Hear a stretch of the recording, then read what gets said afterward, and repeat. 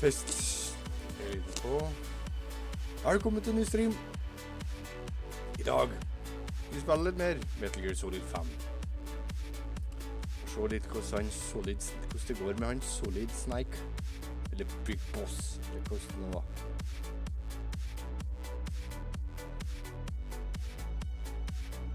La oss bare kjøre på.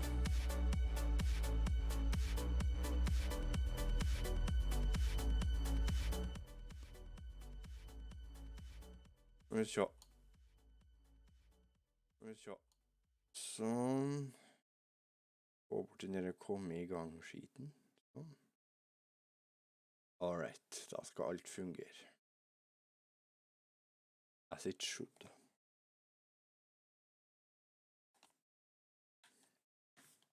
Var forresten nettopp kommet til tannlegen i dag. Fra tannlegen i dag. Null hull.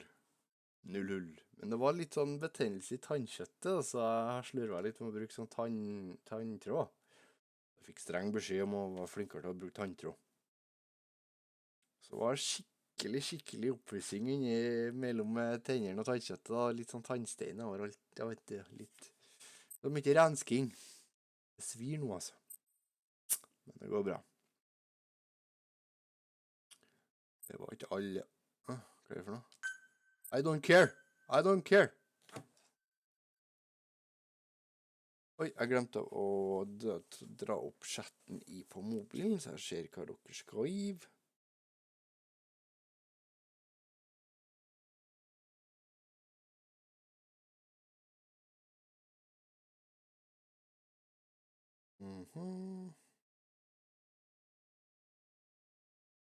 Sånn. Og så.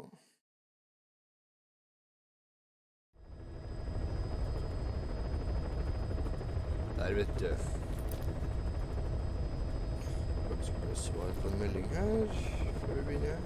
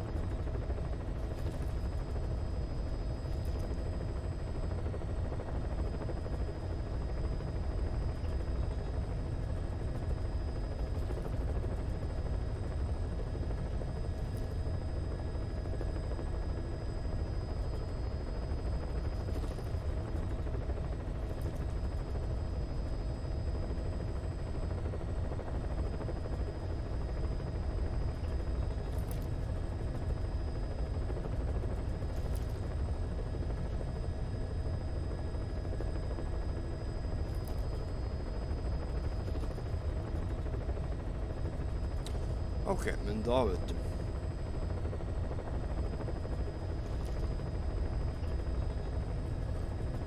Skal vi se. Da setter vi i gang. Ser at han har blod på uniformen, er det etter det siste oppdraget vi gjorde? Continue.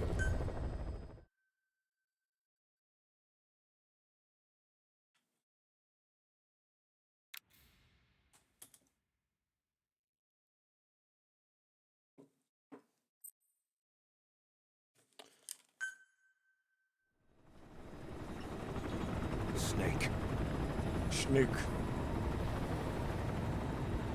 Why are we still here? just to suffer. Allerede Every night, I can feel my leg, and my arm, even my fingers. The body I've lost, the comrades I've lost, won't stop hurting. It's like they're all still there. You feel it too, don't you? I'm the one who got caught up with Cypher. A group above nations, even the US. And I was the parasite below, feeding off Zero's power. Med Zero, ja.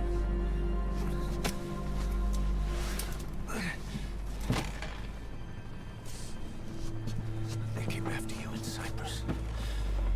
Then Afghanistan. Cypher just keeps growing. Cypher også. Swallowing everything in its path.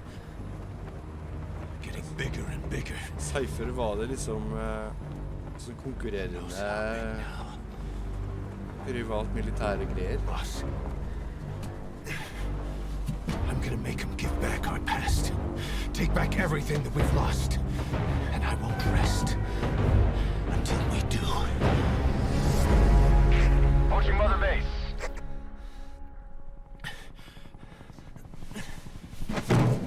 Dumt at du sier så lite, Snake. Det var så snakkesalig før i tiden. Our new Mother Base. I don't know how long it'll take, but I'll make it bigger. Better than before. God. What should I do? Boss, Tell me. Tell me like you used to. Like you used to. Ut så mye av han der Hideo.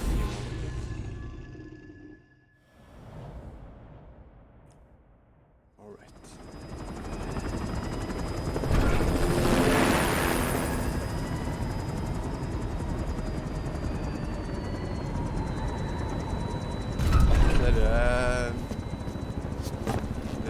Basen, det ligner så gærlig på en sånn lignende oljeplattformbase, så var det kanskje ikke så ut.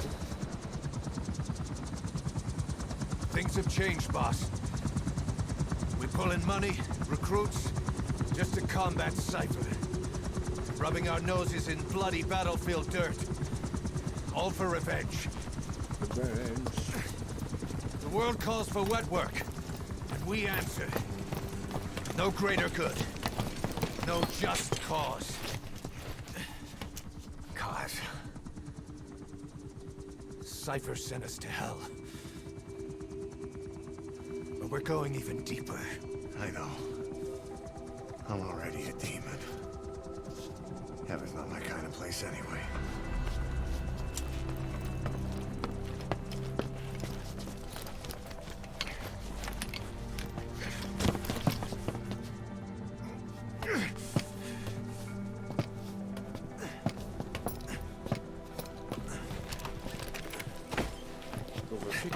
Dogs of war for 9 whole years. That ends today. Now you're not sleeping, and we're not junkyard hounds. We're diamond dogs. Diamond dogs, I don't know what that means, but we are diamond dogs. Let them talk.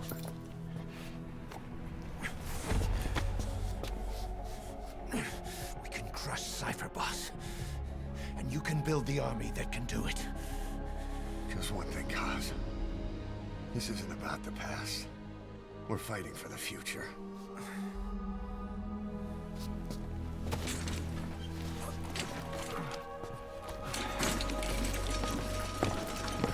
Og har prioriteringen rett, ja, vi er fighting for the future. Jeg skjønner egentlig ikke helt hva de fighter over. Hvorfor er de en... her er jo en Foxhound, det er jo en privat mercenary group. Midt under den kalde krigen. Ingen lojalitet til noen. Hva er liksom formålet? Det virker som de har et sånt... Eller Diamond Dogs, vet jeg. You came. This base belongs to you now. Make Diamond Dogs the force it deserves to be. Like any organization, we need good people, and we need to make good use of their talents. Miller asked me to lay that out for you.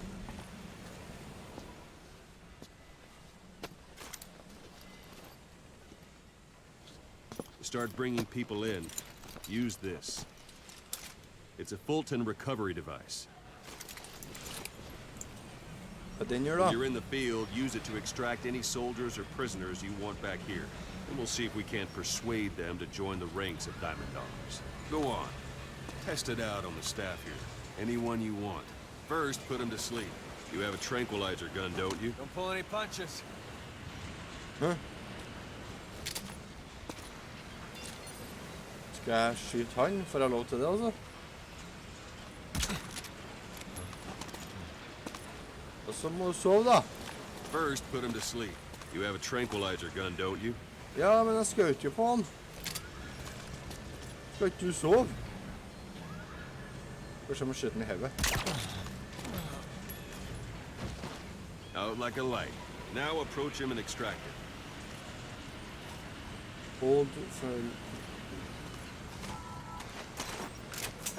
Hva gjør den? Wow! Hva er det som skjer? Hva i verden?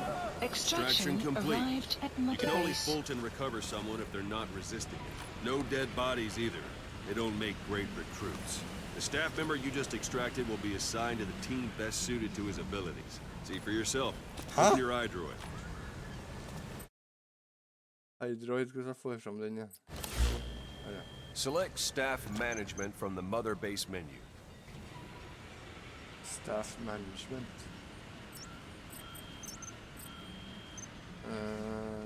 Der, ja. So that staff member was placed on the R&D team. The R&D team is in charge of developing all kinds of weapons and items that'll support you on missions. Take a look at the development list. Select weapons items under the development heading. Weapons, den henger ikke helt med. Weapons, items, under development. Hva du mener nå? What's wrong? Go back to the mother base menu. Mother base menu.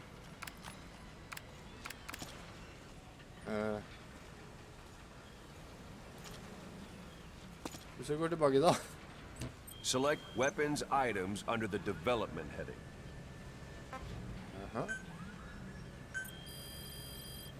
Please specify That's the a R&D project. team's development list. See the item called cardboard box? Didn't seem much use to me, but Miller was adamant that you'd want it on the list. The last word in infiltration technology, or so he said. In any case, we don't have the manpower to develop it just yet. We need more staff on the team. Go extract a few more people. Boss, put the iDroid away for a moment. Men, må se litt her.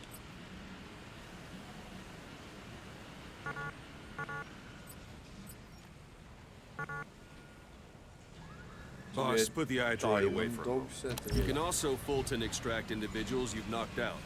Why don't you try knocking someone out with CQC next? Show them how it's done, boss. Får jeg lov til å ta og... Og bare...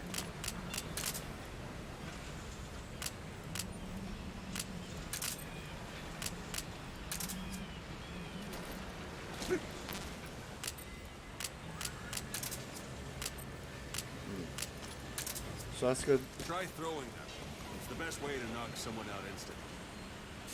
Jeg skal få lov til å mishandle dem, altså.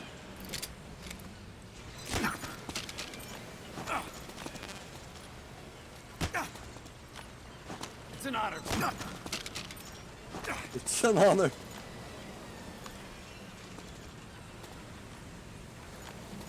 Thank you, boss. It's an honor, boss. Throw. Se, throw det da.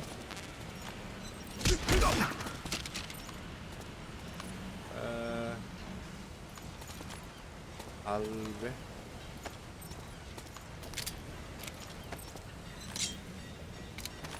Hva gjør du nå?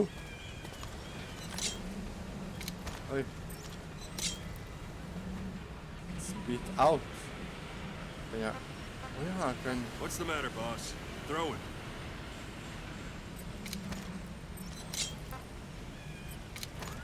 Ja. Talk.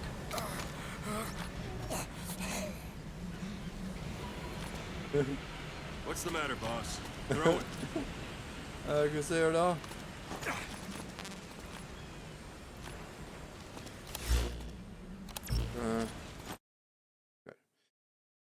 Tilt and press, tilt and so you could throw an opponent to knock them out. The effect will not last long, tranquils around, but it can be increased by throwing against a wall. Thank you, boss. Å, herregud, det var litt hardt da. Now extract it. Ekstrakt, jo! Det er bizarre da.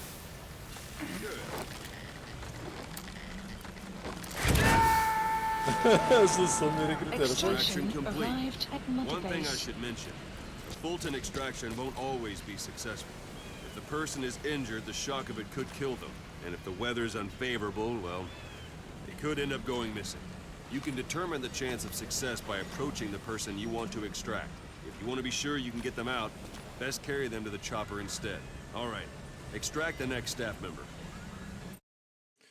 Success rate of Fulton recovery is affected by the weather. If you wish to ensure that the subject make it back safely, avoid conditions such as a sandstorm and rain, and instigate interact subject during clear water. And instead extract subject under clear weather, mener jeg. You can also prevent a drop in success rate due to bad weather.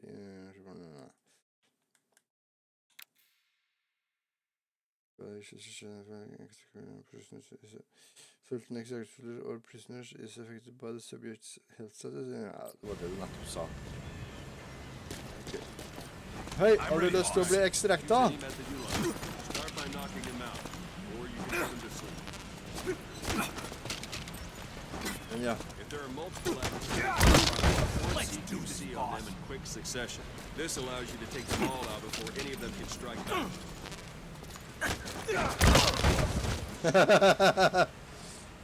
Extract. Extract. Så da avslutta sist gang, så var jeg faktisk inne på det. Arrived at multi-base. R&D, its level is gone. Unit function You should be able to extraction develop the arrived at cardboard box multi-base. now. Open your eye Development drawer. project has been added. Cardboard box. Select weapons items under the development heading. Please specify Now select project. cardboard box and start development. Just be aware that development requires funds. GMP. Watch we don't end up in the red. Cardboard box. We can now have cardboard box. Development has finished. Please select a You can drop have the support point. unit supply you with weapons and items you've developed. Think of it as your own personal delivery service. Supplies requested. Give me cardboard Supply box. drop complete.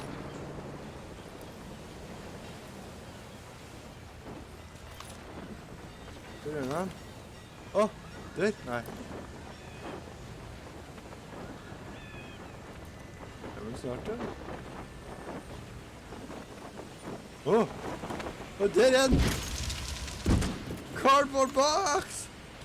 And there it is. Not sure what it's good for, but Miller said you know what to do.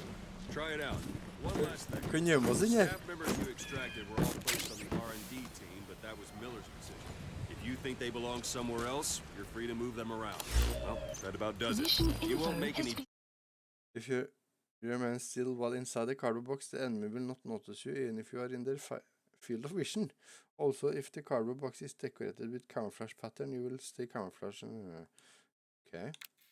Press the quick eye button while underneath the cardboard box to dive out of an GMP or Updated. find recruits hanging around here.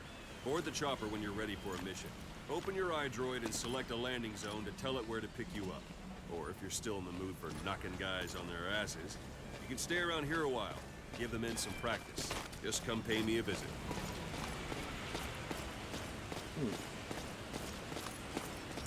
Hvis du bare husk på hvis jeg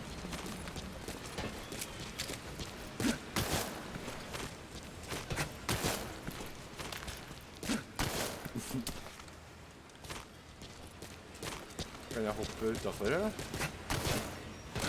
Oi!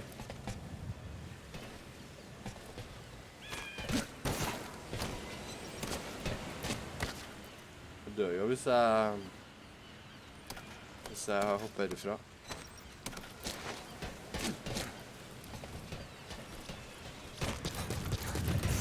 Kom du kjapt.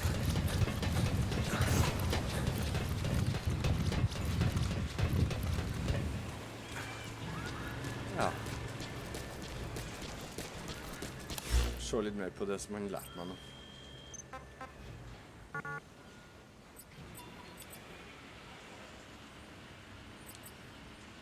Mother base.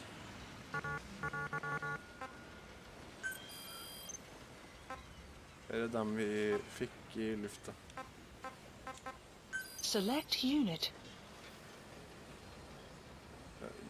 R&D team support unit. Select unit. Select unit. Select unit. Jeg vet ikke om jeg vil.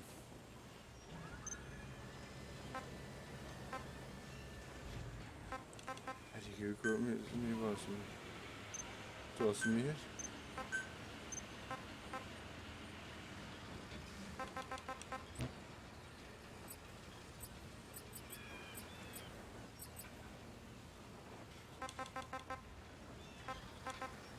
Hva er det jeg ser på nå da? Waiting room, R&D team, support unit, all staff. Så det er litt sånn army management-spill og det her da. Interessant.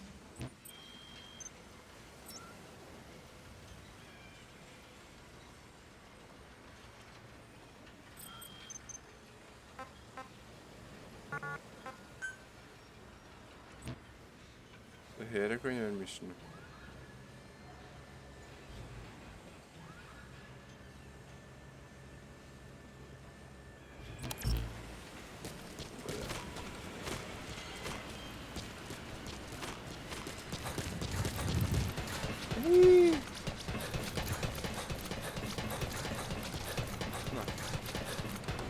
Så jeg går enda lenger opp.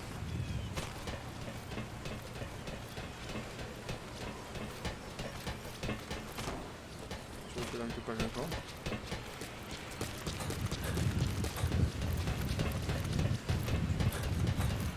Nå skjønner jeg hvorfor spillet heter Phantom Pain.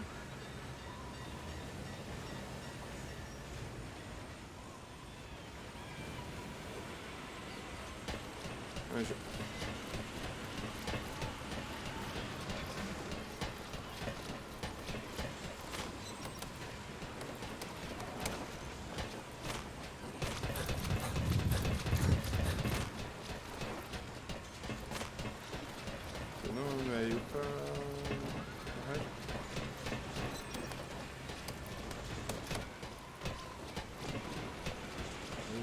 Langt opp. Men vi er ikke på toppen.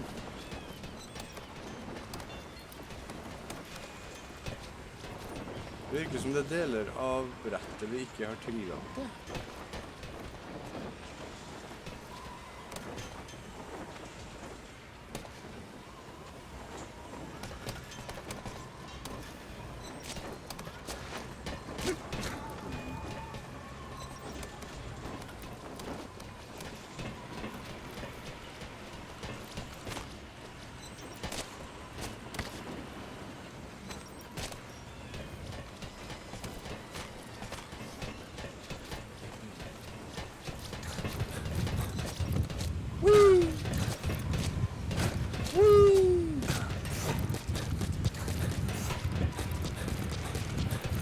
Kjapt da.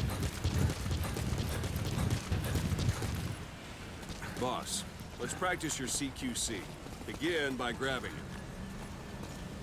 Kan jeg grabbe deg? Go for them, not me. Men jeg har lyst til å slå deg, jeg. That's enough. I'm ready, boss. This isn't the time. Nei, ok da. Jeg skal ta noen Once you've undersåtter. grabbed someone, you're free to do as you like. Interrogate him, knock him out, kill him. Her kan jeg drepe Scratch nå. that last one for now. Go ahead and knock him out. Ja.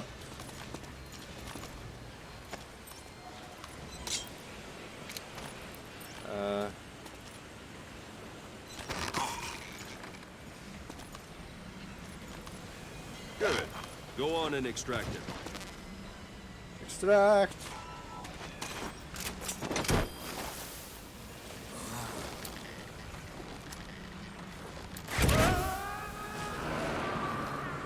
Extraction fist fight. arrived at Mother Strike an Base. adversary repeatedly to knock him out. He'll stay unconscious for longer than if you throw him. Nå så jo Extract ingenting. the staff member.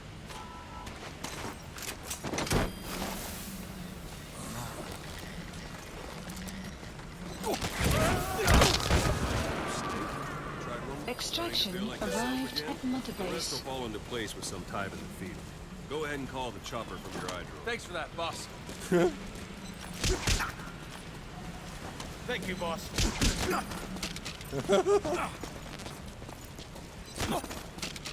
Vi kan jeg interrogate. Thank you, boss. Where are your friends? Where are the others? Så er en boss harder. Speak. Spit it out.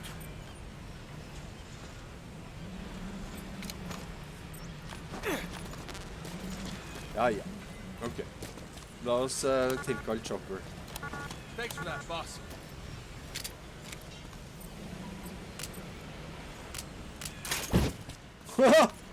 Cardboard box! Nå kan jeg gjemme... Nå kan jeg... Nei. Hvor er boksen?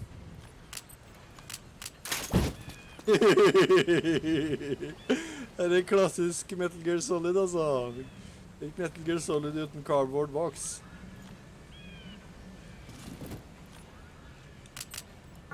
Skal vi se, det her skjer fra... Der, ja.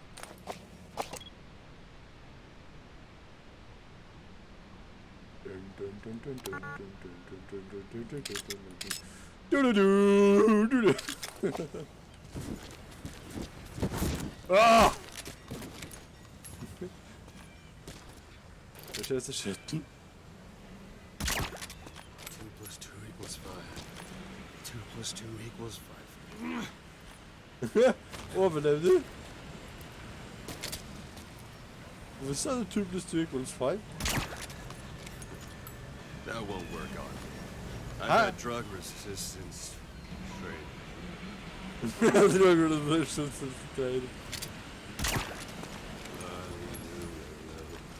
Hallelujah. Og det er en referanse, lalilulelo.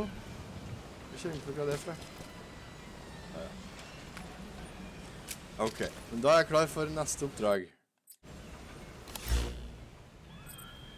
Mission, helikopter, pick up. Please select a landing zone. Jeg har vel ikke så mye valg enn det da. Landing zone This is confirmed. B-Quad. Arriving shortly at LZ.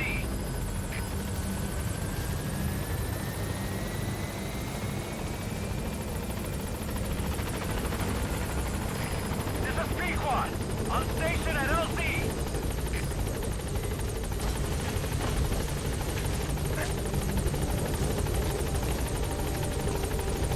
Let's go!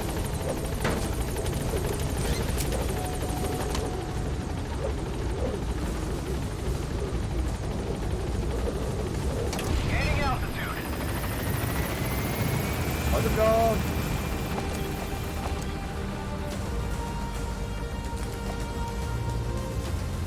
Da er vi klar for nytt oppdrag.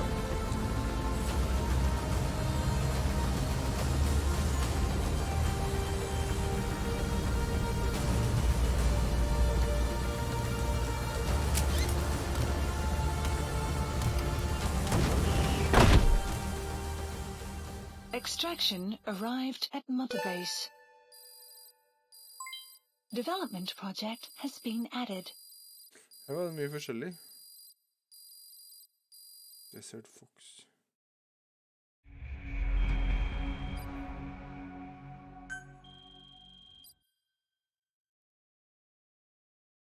Mistet jeg penger? Ok. Jeg vet ikke helt hvorfor, men...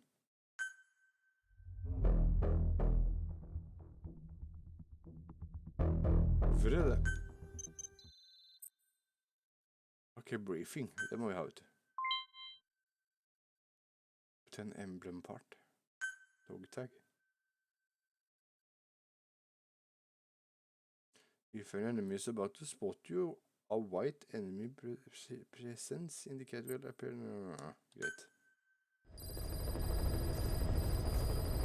Mission list updated. Boss, I know you haven't been back long, but I prepared a list of missions for you. Open your iDroid. Ok, her er det også låt briefing 1, 2, 3. Og Afghanistan Today og The Man of Fire. On Fire.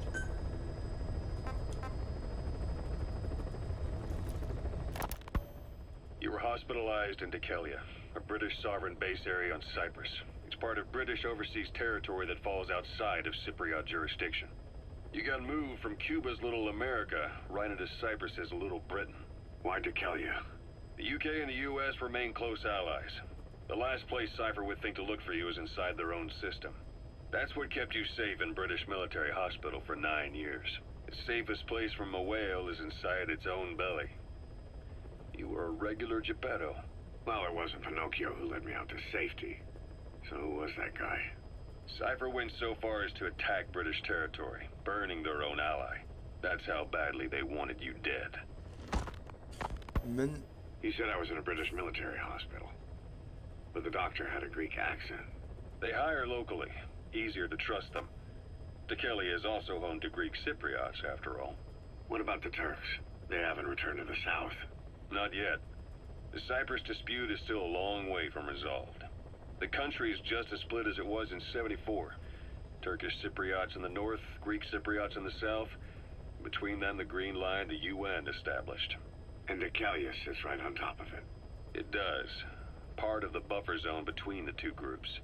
Another reason it was the perfect place to hide you. Easy to spot any outsiders snooping around. So how do things stand? Last year, the Turks declared that the Turkish Republic of Northern Cyprus is an independent state, though it's only Turkey that recognizes it. In the past, the Greeks and Turks lived side by side in the same villages. There are reasons to fight. Those came from the outside. Greece, Turkey, Britain, America, they all had their own stake in pitting the two sides against each other. But once you spark something like this, it's impossible to control. Both sides build up grudges like debt, without the foresight to see that each act of revenge just fans the flames, and then it's too late for other nations to rush in with peace talks. The embers keep on smoldering. Each nation's arrogance only breeds anarchy. The world is paralyzed by this hunger for revenge. Cyprus is no different. Afghanistan. Det har vi jo hørt før litt, men jeg har lyst til å høre det igjen for det er så lenge siden.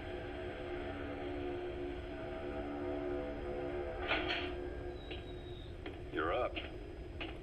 We're changing ships? We can't go sailing the Suez in a whaler. The Suez Canal. When did they reopen it? Not long after you were attacked. Once they finished sweeping it for mines after the Arab-Israeli conflict. Can you stand? We're going to transfer to a container ship for passage through the Suez. Our destination is Pakistan, Afghanistan's neighbor to the south. There, we disembark and head via Peshawar to the Zero Line, the border. We'll travel to the Khyber Pass by road. And then? We continue on horseback. Afghanistan's main roads are under Soviet control. We'll need to go around them. Det er derfor det er så mye russere, fordi det er under Sovjets invasjon av We'll do better on Afghanistan. horseback. It's a local guerrilla tactic. They use the higher ridges to avoid air recons. Then they charge down the mountains for ambushes. The Soviets still haven't devised a counter strategy. Our time frame is only half as much as we really need. It's gonna be a tough march. Better horses than boats. Well, it'll make for good physiotherapy. Take the time to get used to that new arm.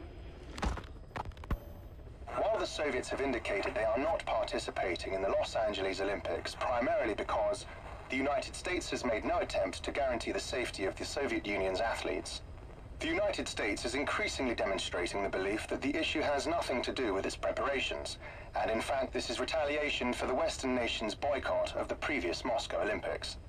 That concludes today's news. That's quite some news. The Soviet Union not attending the LA Olympics? Yeah. Andropov's death has changed some things. They're calling it revenge for the Western boycott of the Moscow Olympics. Countries boycotted the Moscow Olympics? Yes. In protest of the Soviet Union's invasion of Afghanistan. Over 50 countries were absent. It's too bad I didn't get to see Yamashita's judo.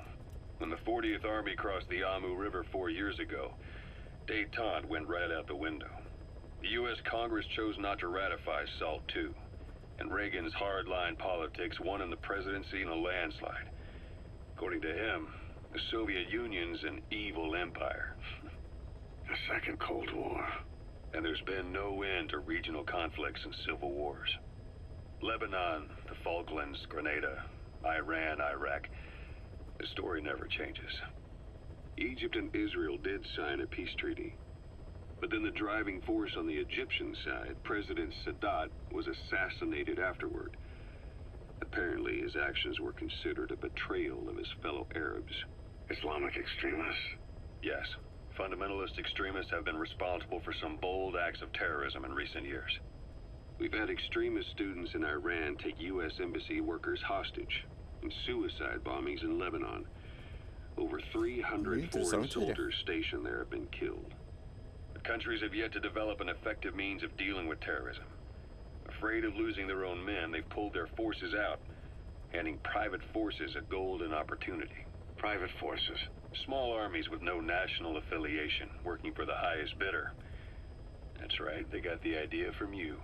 After Mother Base went down, they began spreading to meet the soaring demand. Miller's organization is just one of many PFs now. The entire world is after you. But at the same time, it needs you too.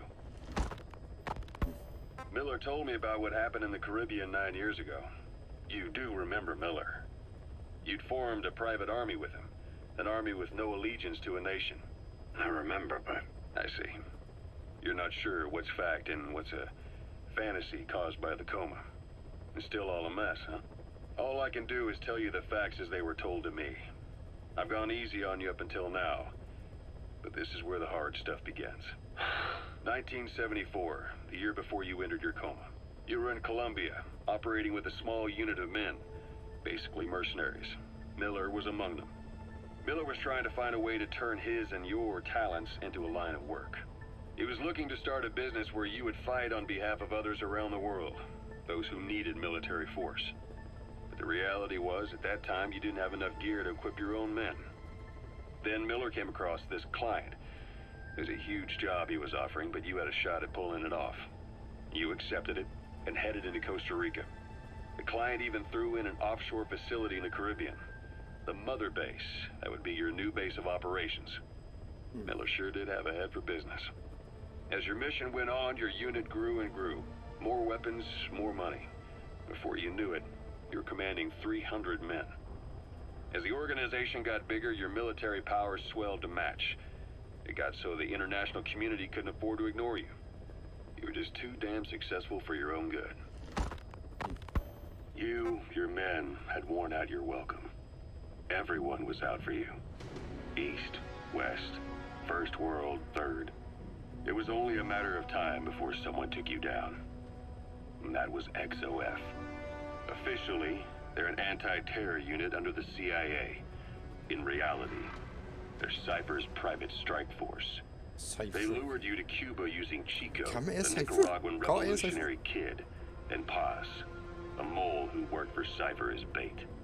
While you were gone, XOF, posing as a nuclear inspection team, stormed Mother Base. Yeah. At the same time, C4 they'd placed on the strut legs went off. The whole thing went down in minutes. XOF. Kisses and hugs followed by a big FU. All because of Miller's blind spot. A back door into Mother Base no one suspected. You remember a certain scientist. Huey was responsible for bringing the inspection team on board, giving the enemy a perfect opportunity to hit you at home. you were returning from Cuba when it happened. Mother Base came damn close to taking you with it into the Caribbean. Those of your men out on assignment returned right away. They refused to believe the wreckage in the water they found was Mother Base. But they checked the coordinates again and again, until reality finally settled in. You were supposed to die that day. That was XOF's primary objective. As far as most folks know, you did. The first doctor to see you wasn't even sure what he was looking at. Before they'd even finished operating, your men moved you to that hospital in Cyprus. It was a woman named Eva who arranged that. Rings a bell, Most men in your condition would have been written off right from the start. But you survived. You went straight down to hell, and they pulled you out. Your eye wide open. Full of venom. The days of naked Snake are long gone. Welcome back, Venom Snake. This world still needs you. Så det vi spiller som Your Snake, try this on. A prosthetic arm. Yeah, Miller was calling it the arm that wasn't there. The physiotherapy's going well. Your arm's bulked up enough for it to fit. There. Perfect. A little time with it, and it'll work better than the real thing. What do you think? I can still feel my real arm. Well, you better get used to this one quick. You have any pain? Every now and then. Where? My fingertips. My left fingertips. Sounds like phantom pain. Your brain still remembers your old hand. Yeah. What about your vision? Can you see okay? Yeah, at the moment. Now, the shrapnel in your skull is pressing on your optic nerve. I'm told any hard impact could have an effect on your visual cortex. Yeah, the doctor mentioned that. Your brain might process visual information incorrectly. In other words, you could have hallucinations.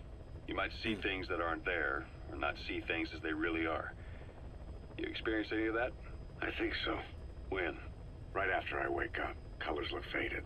Colors, huh?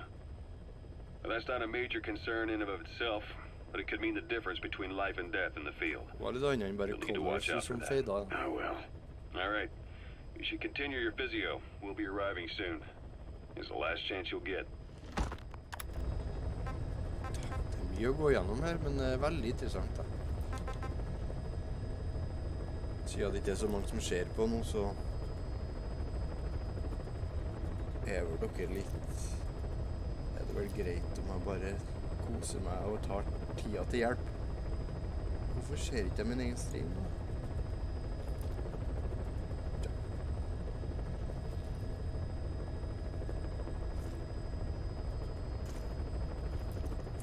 Det var noe feil her. Nei da, streamen er på. Gjør det med appen.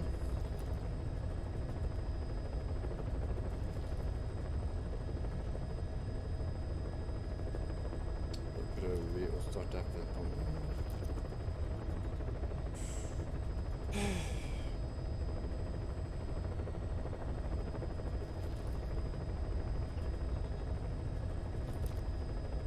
Ja, den sliter litt appen, men så lenge jeg ser chatten så er det bra nok. Ok, la oss fortsette.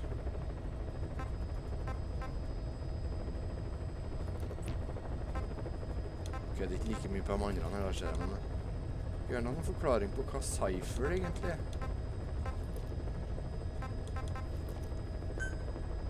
Moniker Sadashang. Ocelot. I hear they started calling you Shalashashka in Afghanistan. What's that about? You know the term Sharashka? It's slang for a suspicious, hastily thrown together organization. The word became associated with a type of forced labor facility in the Soviet Gulag system. OKB scientists and engineers who'd been convicted of crimes were sent to a Sharashka for forced R&D. The Sharashkas were supervised by Lavrenti Beria of the NKVD, the secret police, under the official name 4th Special Department. Forced research? That's not very different from what we do here.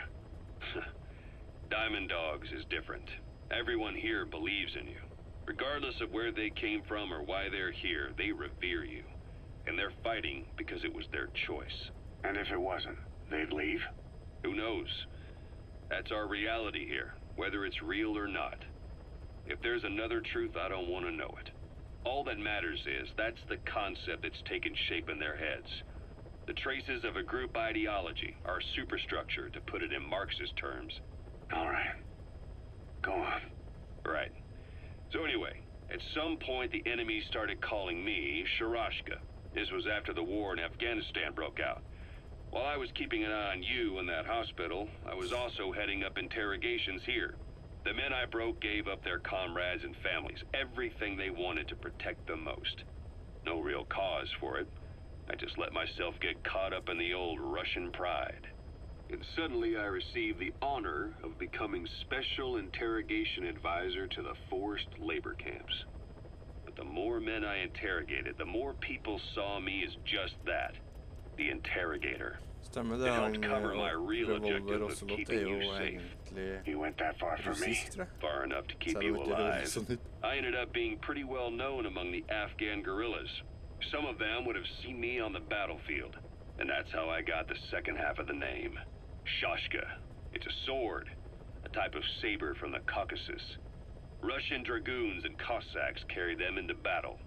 Now, the Russian Empire had a general by the name of Fyodor Arturovich Keller. His bravery earned him the nickname Russia's Greatest Shashka. Someone must have known about that, because somewhere along the line, Shashka got stuck on the end of Sharashka. The guerrillas were using the name amongst themselves, and by the time I got to hearing about it, the pronunciation had wound up as Shalashashka. So, half gulag, half hero sword. Is a perfect fit. But you see how rumors and ideas about people can get out of hand fast. Once you create a character and put it out there in public mind, it warps and twists with every baseless rumor. And before you know it, all people see are phantoms. In my case, it works out just fine. I'm plenty used to working under aliases. Finns det noe register for sånne encyclopedia for alle karakterene jeg har møtt? Salt 2, hva er det? So Salt 2 still hasn't gone into effect. That treaty was drawn up to limit not just the size of the U.S. and Soviet Union's nuclear arsenals, but also their delivery systems. The whole deal. Just when we thought all those years of negotiations had paid off, somebody decides to invade Afghanistan. The timing couldn't have been worse. The president was in the middle of the Salt 2 talks back then. You mean while you were busy trying to stop Peace Walker? I heard. President Ford was meeting with the General Secretary in Vladivostok. In his absence, the political brass in America detected what they didn't realize was false nuclear launch data from Peace Walker, and were on the verge of ordering a retaliatory nuclear strike. Coleman's big idea? Humans are incapable of destroying themselves. Turns out he never knew what humans are capable of. If that AI, I mean, the boss, hadn't found a way to stop the fake data transmission, they probably would have gone ahead with the launch. Deterrence was revealed as the pipe dream it was. All thanks to you. And her. The U.S.-Soviet talks looked set to fall through. What happened in Nicaragua no doubt helped trigger a change of heart. But in the end... The times define the politics. When you've grabbed their tail, they turn and bite your hand. I first met you 20 years ago now. The place was Selenouyarsk in the Soviet Union. We were enemies. I was with the group. You were still fighting for America. 1964. Operation Snake Eater. Its objective? The assassination of the legendary soldier known as the Boss. When you returned home successful, they awarded you the title Big Boss. Your CO, Zero, sought to carry on the boss's will by covertly establishing his own organization. You knew the original members from Operation Snake Eater. From America, there was David O, or as he was to you, Major Zero. Donald Anderson, aka Sigint. Dr. Clark, who went by paramedic during the operation. And the fourth, you. From China, there was Eva. And me, Ocelot, from the Soviet Union. 6 in total.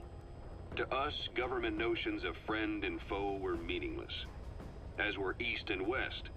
We joined forces by our will alone. Our objective was to fulfill the boss's dying wish, to make the world one. And to do it, Zero used the Philosopher's Legacy, the secret war fund you obtained during Operation Snake Eater. This organization would go on to become Cypher. I, on the other hand, was left with the problem. You only recovered half of the legacy. I had to locate the other half myself. When I found the funds, I passed them on to Zero, just as you wanted. I still trusted him in those days. We thought what he was doing was the boss's will, until he started that one project. Les enfants terribles, Zero called it. You parted ways, as did Eva, leaving only Anderson and Clark still with him. I maintained limited contact, although truth be told, we were just keeping tabs on one another. The reason was always you. After you returned to the Army and created Foxhound, you left America. For a time, even I'd lost track of you. I'd imagine Zero did too. You always were the best when it came to hide and seek. Skjønner ikke helt hva Zero Cypher egentlig created var. Cypher, an information network to tap into every corner of the globe. Woven together, Cypher's arteries make the world just one big organism. And that's not all. It also monitors the thorn in Zero's side. That's you, tracking your coordinates wherever you might go. The further you strayed from your roots, the larger Zero became. It's as if he was trying to close the gap between you. But before long, he disappeared from public life. Only a few people had direct contact with him. For a time, I was one of them. Then a year after you fell into your coma, he slipped out of sight entirely. Since then, nothing. No photos, no recordings, not even a reliable rumor as to his whereabouts. I tried every method I could think of, but Zero was gone. Freed of his control, his creation, his power continued to grow. Cypher is a great beast, and Zero was its spine. But even without him, it's endured, evolved. Det en AI, But da? now its body is rotting, riddled with parasites. Parasites like the ones who attacked you 9 years ago in the Caribbean, and then at the hospital. Cypher's Black Ops Unit, XOF. They learned where you were, and came to wipe the slate clean. Ok, men da forstår jeg i hvert fall litt mer sammenhengen her. Da vet du at Cypher er en slags nettverk som en AI som skal prøve å få verden til å bli en. Og så har den blitt rogue eller noe sånt, og nå er den står det den jobber gjennom en militærorganisasjon som kalles XOF, som var dem som ødela Mother Base, som hørte til organisasjonen som vi er en del av, da. Foxhound eller Diamond Dog, eller ja. Jeg tror Foxhound og Diamond Dog er det samme. Bare at Diamond Dog er det som... Det er den nye versjonen. Christmas Eve, 1979. The Soviet Union rolled into Afghanistan. Muslims had revolted against the Soviet-friendly regime established the year before. The DRA forces could no longer contain it themselves, so the Soviets went in to intervene. The Afghan government was powerless and fraught with infighting. They lost the hearts and minds of the people, and that alarmed the Soviet leadership. With the Islamic Revolution happening in Iran, the Soviets felt they had to act fast or risk the spread of Islamic revivalism. A superpower, sending a motorized rifle division against men on horseback with antique rifles.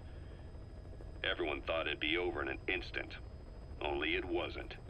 Some Muslims made their fight a jihad, a holy war, and began a guerrilla campaign on all fronts. A war of attrition. These fighters call themselves Mujahideen. They're being supported by the West through Pakistan. That's why Miller was involved. He was training them near the Zero Line, sponsored by the CIA. The war has become a nightmare for the Soviet troops stationed here. They thought they'd be headed home in 6 months at the most. Then a year passed. 2 years. Now here we are 4 years on with no exit in sight. Afghanistan has become the Soviet Union's Vietnam. The Soviet troops on the ground want to go home, but at least they have homes to go back to. The Afghans have lost theirs. The Soviets destroy the kishlaks, villages, wherever they can. They burn down homes and fields, fill in wells, turn pastures into minefields. It's created a mass of refugees who fled to Pakistan. If the Mujahideen are fish swimming around the villages, the Soviets will go so far as to dry out their ocean. But this has had a big price. There's bitter resentment among the Afghans, and they're taking out their anger on the soldiers on the front lines. Among the Mujahideen are the Pashtun people. They're fiercely devoted to their code of Badal, or revenge. Soviets they've captured have had their hands, feet, and noses cut off before being left to die at the side of the road, just to show their comrades what they're capable of. Friendlies who come across them can do nothing but put them out of their misery. Then they burn down another village in retaliation. And the cycle of vengeance goes on.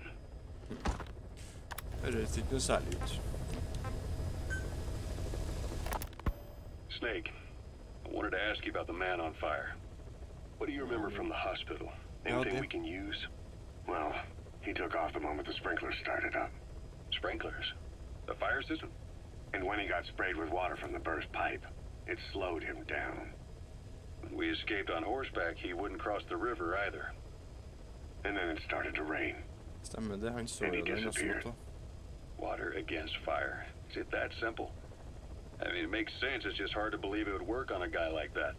Ja, bare vann liksom. Oi, har det blitt kveld nå? Ja. Men det var mer vi måtte høre på, ikke?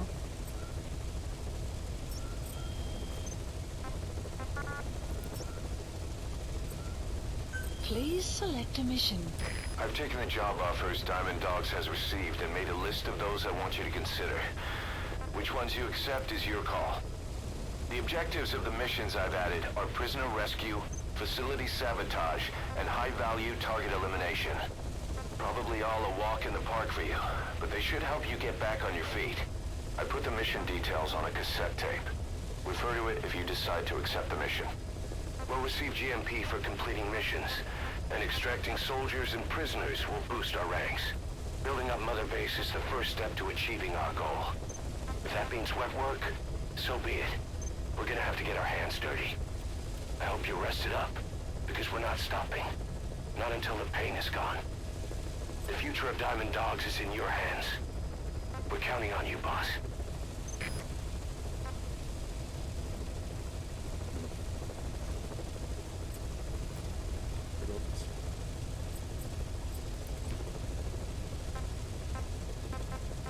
Det var flere kassetter, var ikke det? Jo, da det var... Hørte gjennom alt det her.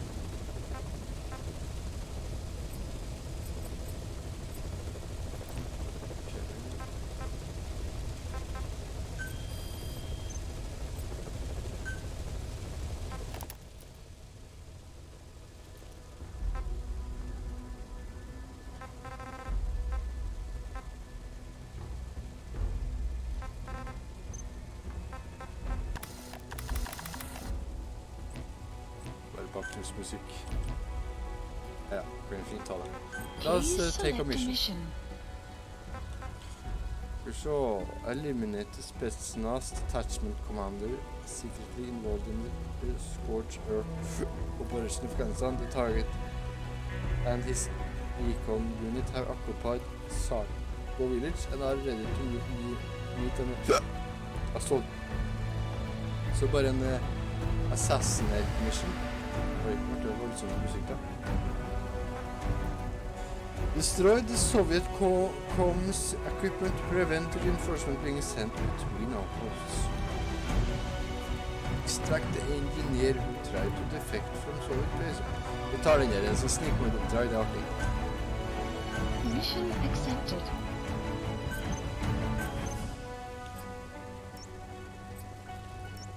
Jeg velger hvor jeg vil starte, her eller her. tar det her, vi. Heading to Afghanistan. Heading to Afghanistan! Ok. Skal vi velge våpen? Ikke noe forskjell her. Kan jeg velge noe vi ikke har, da?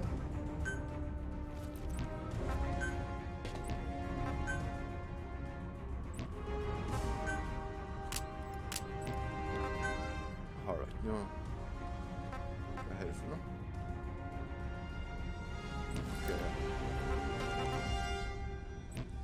Går det bra, det? Select character.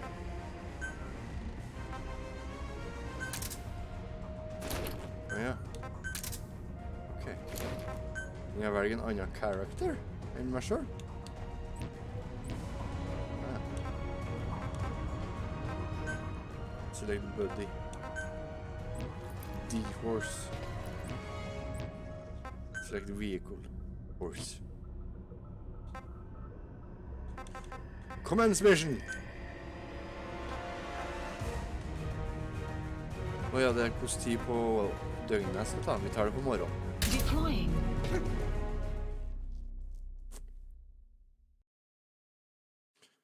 Being discovered presents a significant risk. Avoid detection by keeping out of sight. Staying away from... Dette går bra.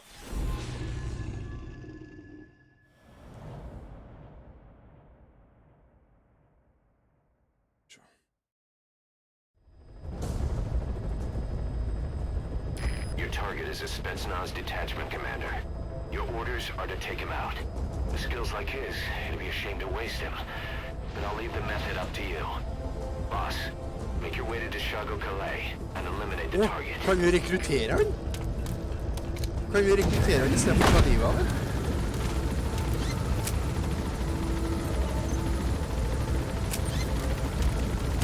Ok, jeg skal ikke her.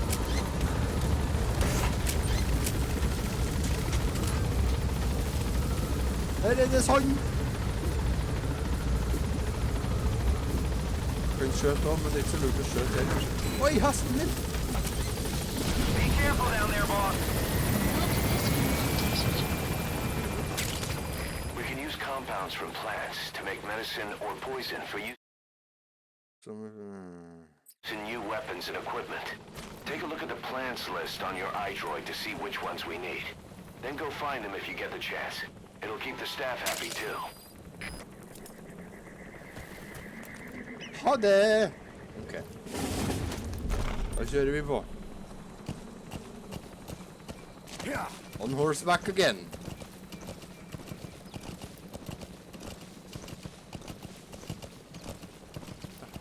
Ja, det er mye ingenting. Ok. Hva er det som er her da? Det er en slags liten by der, vi får se.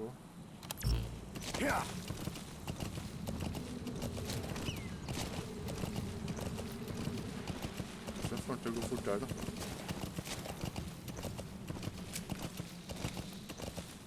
Den går fort der da, Kiss. Say, boss, you see many animals in the field. Truth is, an environmental NGO has asked us to remove wild animals from combat zones. If you have the time, can you extract some back here? There's a reward in it for us. Hva du mener nå? Wild animals can be captured directly by putting them to sleep while tranquilizing a gun. In the case of small to mid-sized animals, or full-on extracting them. In the case of large animals, you can also capture small to mid-sized animals by placing the capture cage support weapon. Men det tror ikke jeg har. The support wind will then automatically take captured animals into the protection. Åh! Interessant.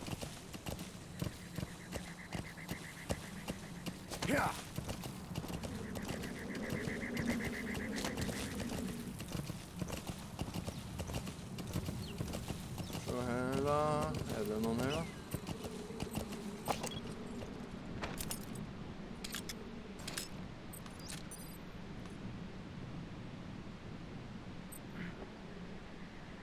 Ingen der. Det ser ut som det bare er en. kan ikke være sant.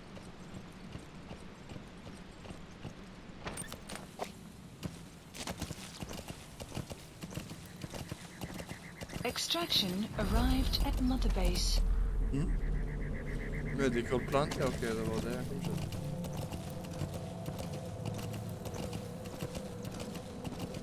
Ok. La oss snike oss innpå.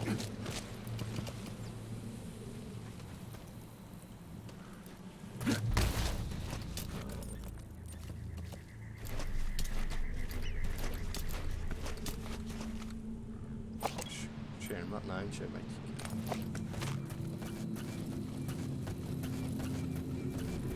Wow, men det noe som skjer. Oi, det noen der!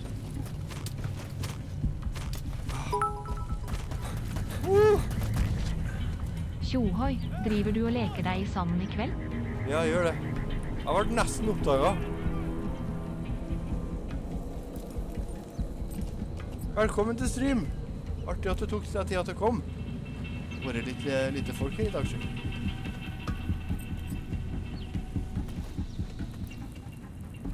Å, shit, den kommer helt hit.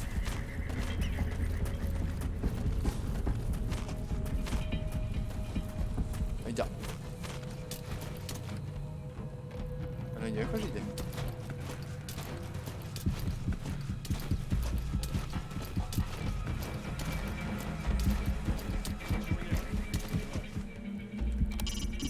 Start by heading for Dishago-Calais. Check your map for the location. Target is camped out in that village, dressed as an ordinary soldier. Okay. Hvordan skal vi få tatt? Så spreng fort da.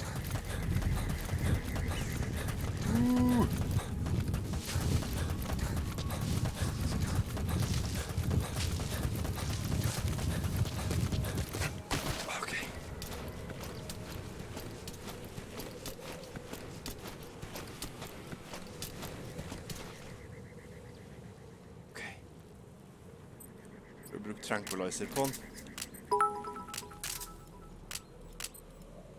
Bare en ting å gjøre her. Skyt.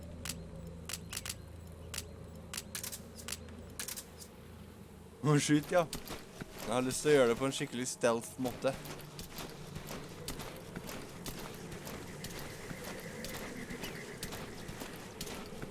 Det som er litt greia her er at man gjør det på en skikkelig måte for å få ekstra bra karakterscore.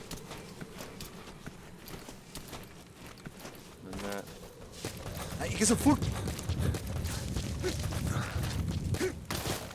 Ikke så fort!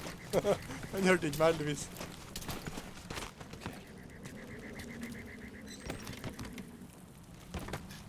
Ok.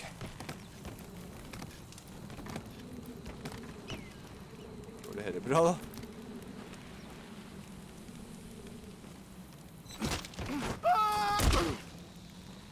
Hørte du meg? Nei. La oss ekstrakte han. Det er en sånn artig måte vi ekstrakter folk, så nå kommer han færen til basen vår, sånn. Så blir han interrogatet. Langt opp i himmelen. He's coming too. Roger that.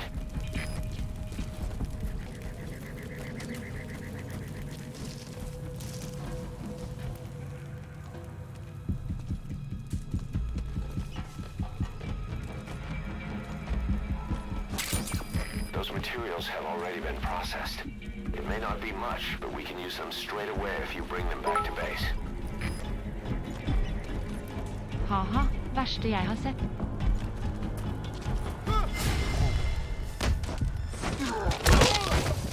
Guard post captured. Ok. Det gikk jo fint. Jeg vet ikke helt om det er noe poeng å ta alle sammen med til basen, men prøve.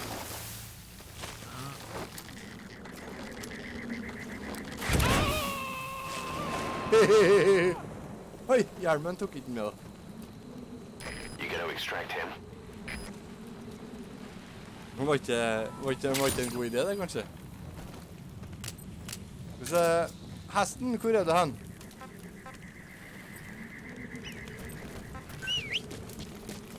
Der er det, ja. Ok, la oss gå videre. Whoa, whoa, whoa. Det er i hvert fall oppdraget i dag. Det er i hvert fall at vi skal egentlig eliminere en sånn spetsnas sovjetsoldat. Vi er i Afghanistan nå på 80-tallet, når Sovjetunionen var under krig med. Da sjø. Oi, her var det mye rart. Ok. Er dette et nytt spill? Nei, det er ikke så veldig nytt. Det er fra 2016, tror jeg.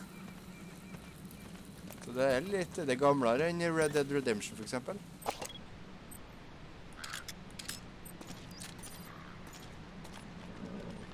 Ok, her har vi fullt av russere.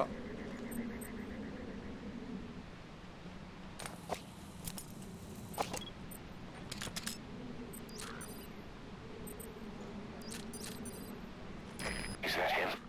Take a good look at their faces so we can ID the targets. Så du den? Tror du det er han?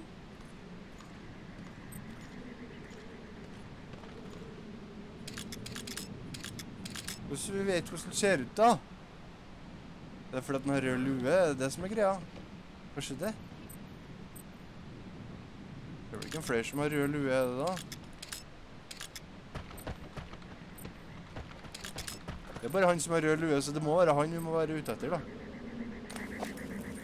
Ok. Ok. Ok.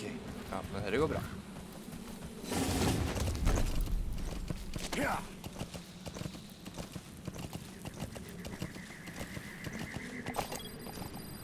Forsken, det er noen der også.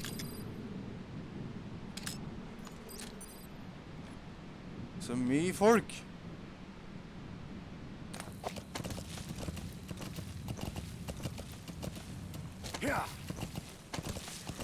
You've arrived at the objective. Your target should be somewhere in that outpost. And don't forget, he has a Spetsnaz recon detail with him. Keep your guard up. Spetsnaz recon detail, hva vil det si?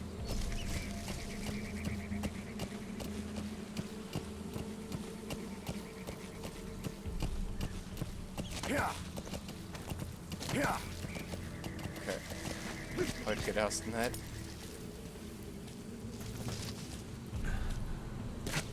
Nei, hva er det jeg skal gjøre?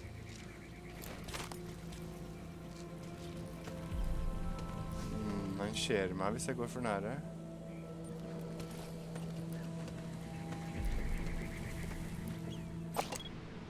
Vil du snu deg av, Kiss? Fullball.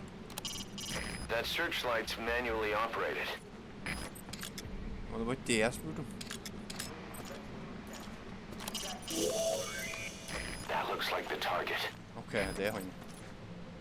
That's the target. Let's take him down.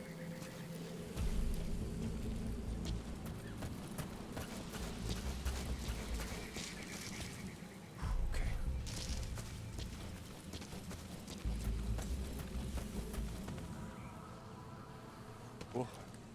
Det er noen her også, ja.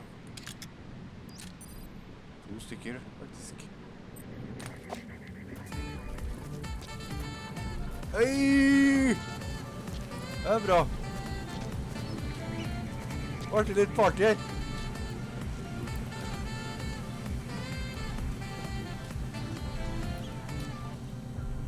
Ok.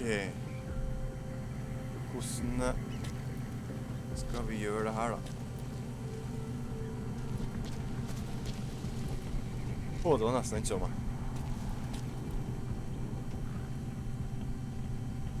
Så skal vi gå videre da, etter verden. Det er noe som skjer meg.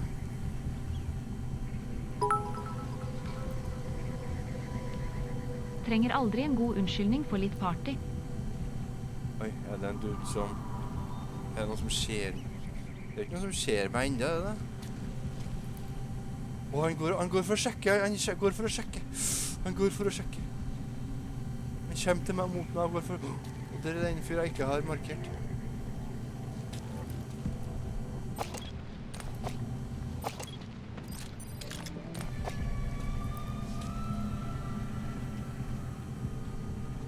Faen, det var mange her! Jeg trodde det skulle være en lett mission her.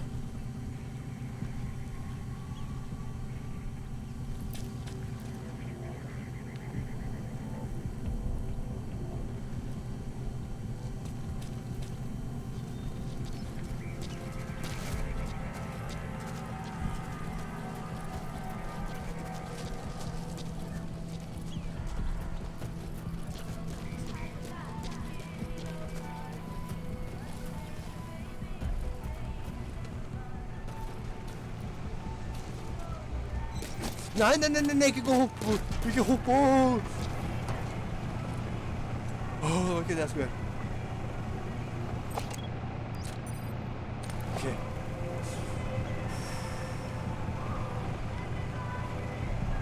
Jeg hører litt 80-tallsmusikk, det er litt koselig.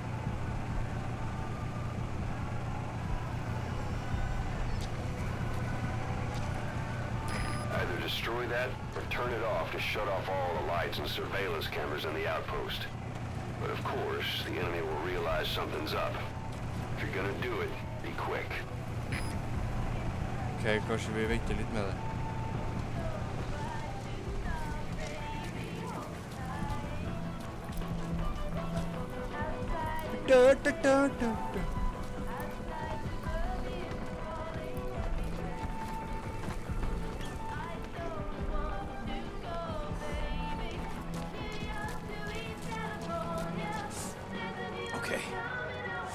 Let's take him down.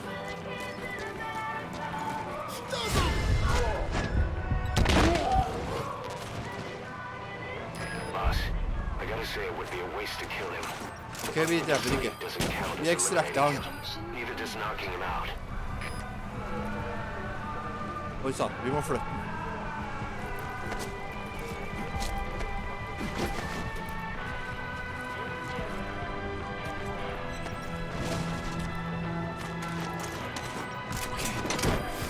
Okay. Mission completed, I think. Vi må bare komme oss vekk herifra.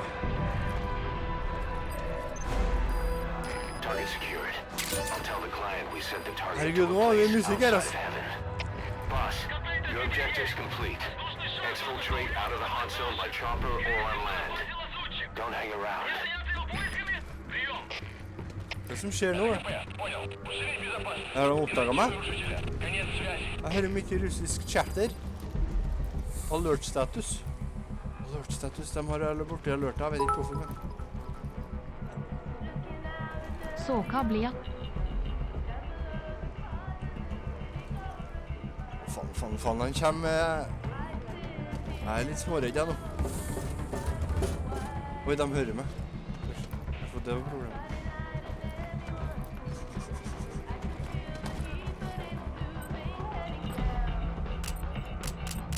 Ok, hvordan var det de oppdaget meg? De oppdaget ikke meg, men de hørte meg.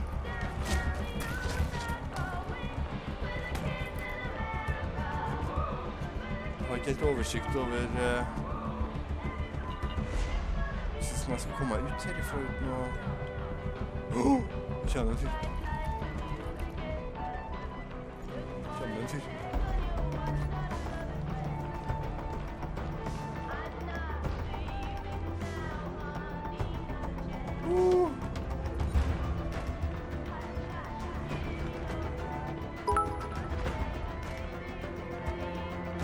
Var jo spanende dette. Kan vel tenkes at de oppdaget at sjefen plutselig fløy av gårde i en ballong? Det er sant, det er sant. Det kan at de gjorde det, vet du. Han får jo ganske langt opp, så var vel det de så.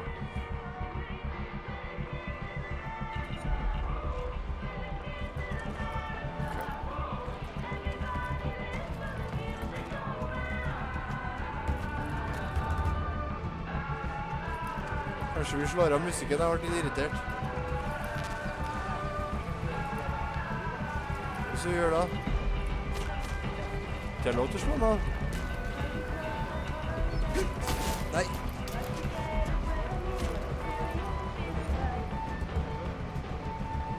Ok.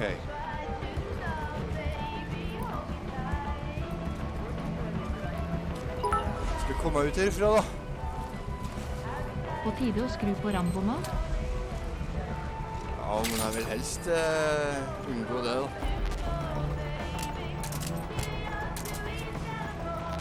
Men må jeg, så må jeg.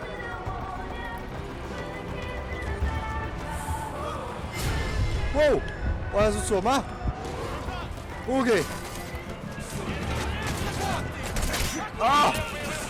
Ah!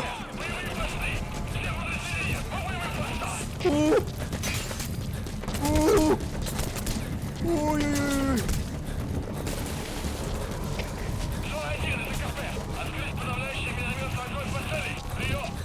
Окей.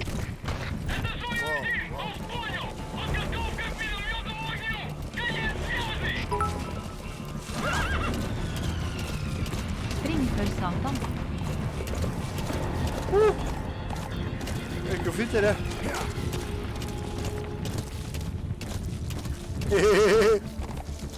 Null stress.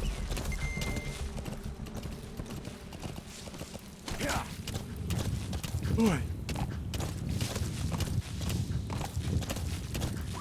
Okay. Da er vi safe igjen. Ok. Hvor er extraction point da?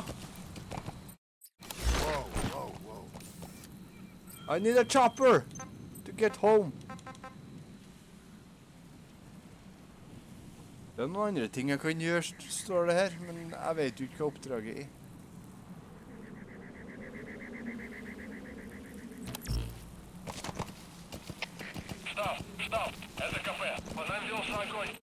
Jeg skjønner ikke russisk.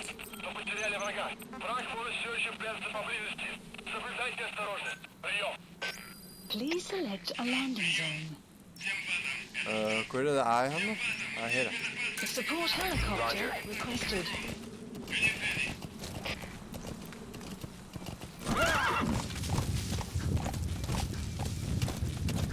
Extraction arrived at Mother Base. Exfiltrated That's hot it. You've made it out of the hot zone. No sign of the enemy. Mission complete, boss. Å ja. Jeg trengte ikke å kalle helikopteret, jeg måtte bare vente på development project has been added. at fyren hadde kommet til basen. Ok. Det tar litt tid der. Mission complete, boss. Jeg fikk en B! Codename Chick. Ja vel. Og hva var det som jeg fikk minuspoeng på? Hits taken, ok. Fikk jeg enemy combat alert, fikk jeg en del minus på. Ja. Ellers var det bra.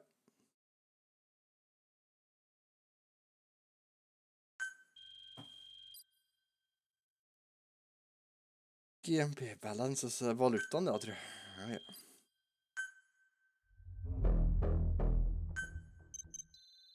Oh yeah. Mother base.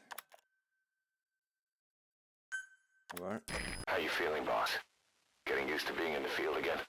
Having choppers and horse at your disposal is indispensable for operating in the wilds of Afghanistan. I've gone ahead and arranged for you to be able to develop and customize weaponry for support choppers. And you can also develop new equipment for D-Horse if you like. Use your iDroid to start development as needed. Okay. Ja, mye forskjellig. Gold Fox. Hvem er her da? Engelskmann? Hvor kommer han fra da? Amber Fox? Mye Foxer her, men jeg vet ikke hvem dere er. Elite Soldier. Oh my god! Hvem er det her da? Er det han vi det er han vi ekstrakta det her, ikke det? Det som er litt kult er at vi kan, jeg tror kanskje vi kan rekruttere dem. Og herre var dere vanlige folkene vi ekstrakta. Ok.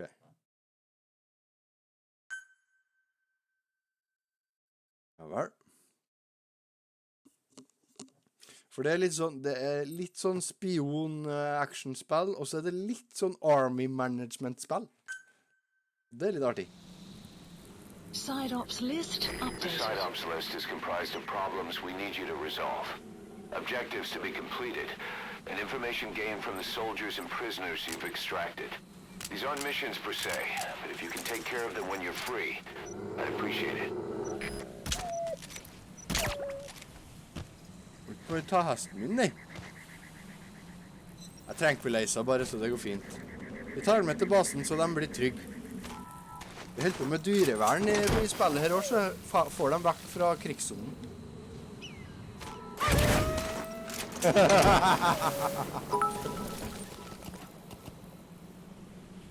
Dingo og CM-tippet de tvillinger.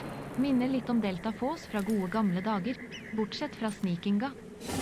Ja, skjønner. Så hva bør vi gjøre nå da, nå som på en måte har gjort hovedoppdraget? You can view the function and features available in the either...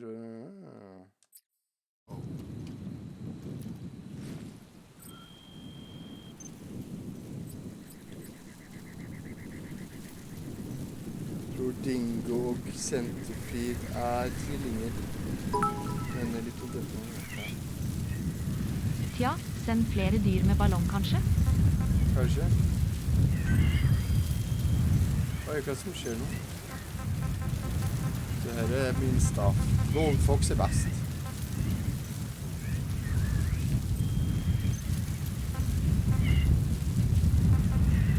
Steiking så mye... Det var så mye uvær plutselig. Det ikke særlig.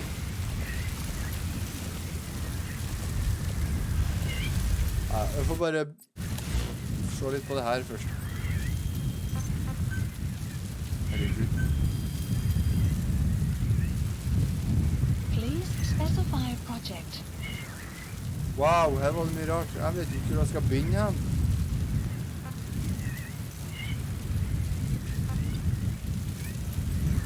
Det er så mye. Sniper. Bazooka.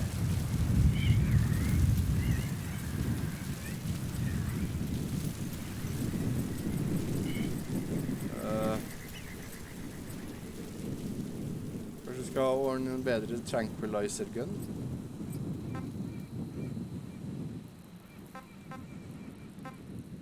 Hvor vi fikser tranquilizer da. Der, ja. Det er den vi har equippet, ikke det? Så ser vi oppgraderer den da.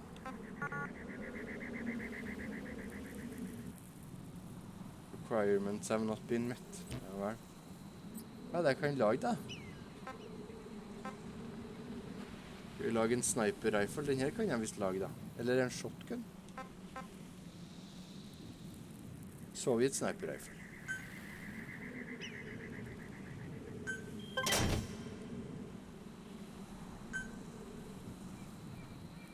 Ja, vi må få supply av den. Please select a drop point. Her. Supplies requested. Få sniper nå!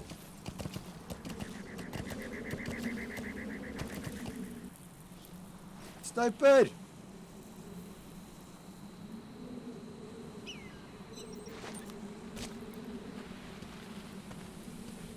Supply drop complete.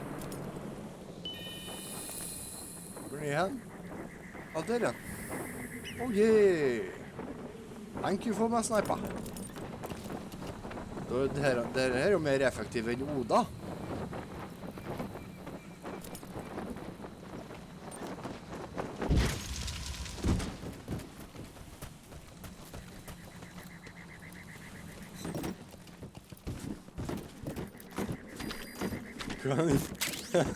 Ja, er det sånn å gjøre det? Nå har vi sniper rifle. Nei, men hvordan skal jeg equippe den?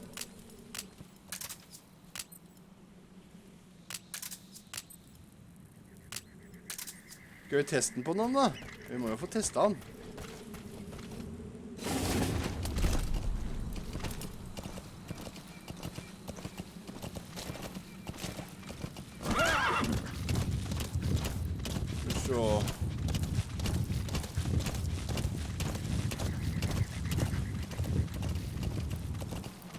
Det jo ingenting her, jo.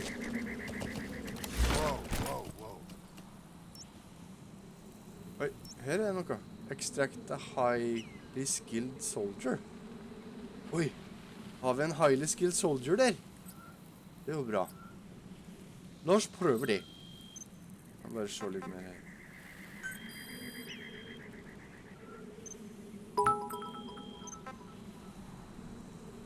Det helt åpen verden?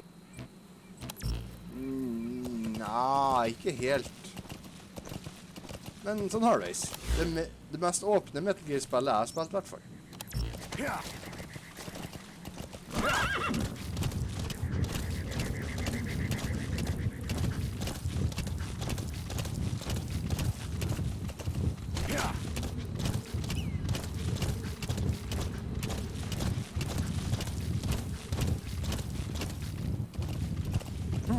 Skal vi teste sniperen her, kanskje? Er det noen å teste på, da? Det er ingen her. Jo, der er det. Skal vi teste på en fyr? Skal vi se hvordan det funker.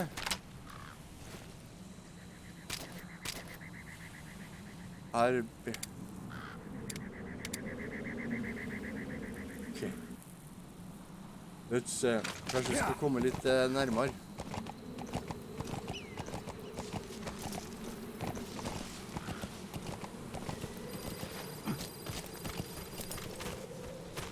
Palace. Extraction arrived at Mother Base. Hva som kom nå, da? Nei, samme det. Ok. Ok. Ok. Nå stå i ro, da!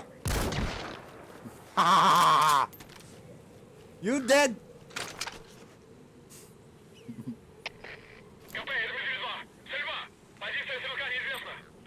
Var de redd, ja? Jeg hadde ikke akkurat noe... lyddemper på den der, altså. Jeg skjønner jo hvorfor folk er litt... Åh!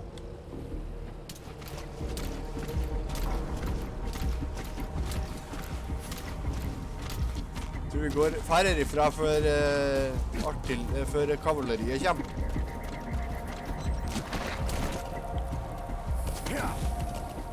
Jeg måtte bare teste. Det var bare en test. Og det funket. Nå blir det fart.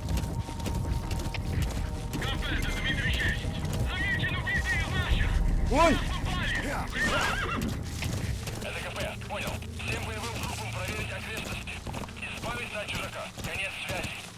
Jeg skjønner ikke russisk.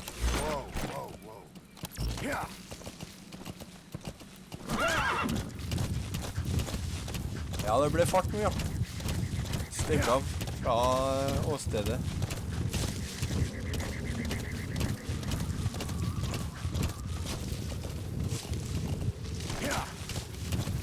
Det var en sånn bra soldier her, visst nok. Det er checkpoint her.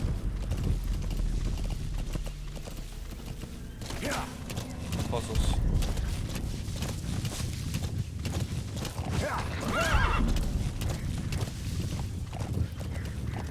Hvor langt er vi nå?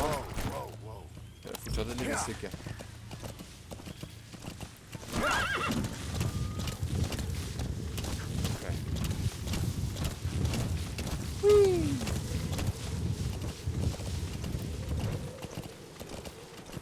Hæ? Var det noe? Nei, det var bare skygge.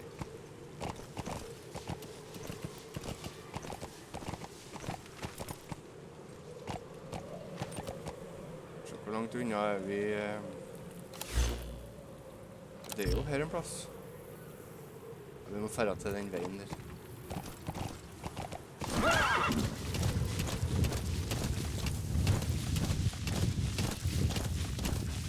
Sau!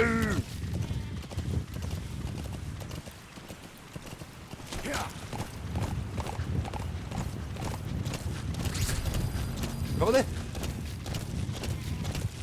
Ja. Extract highly skilled soldier, ja. Det skal jeg gjøre. Oi, ok. Så kommer vi oss videre oppover her da. Vi er jo akkurat der en soldier skal være da.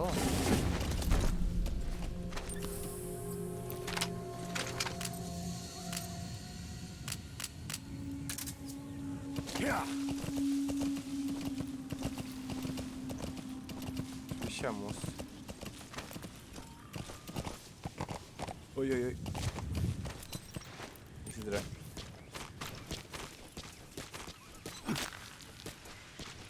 Hvordan å komme seg lenger opp her?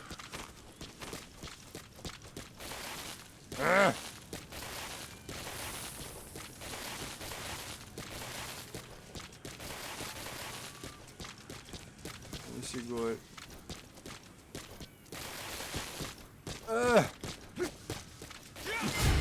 Wow, hvem som så meg?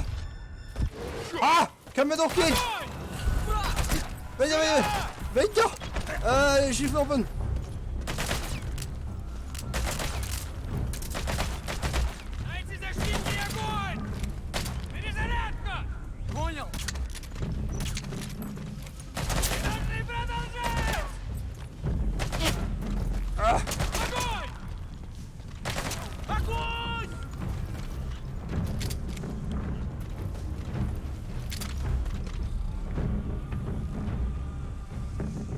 Å, det er en sniper!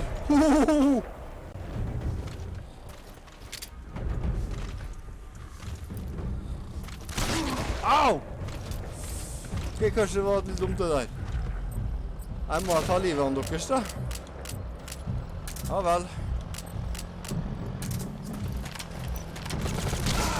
Nei, men faen da.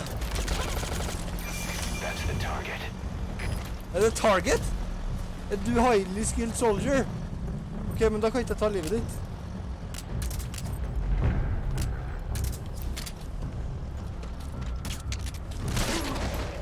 Faen så mye jeg tåler. Sov! Jeg traff deg, du må sove. Jeg gikk jo rett oppi til en highly skilled soldier.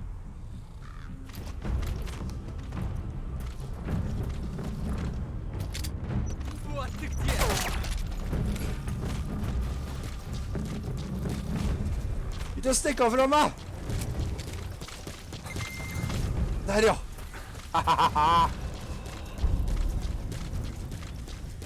Okay, I can distract you now.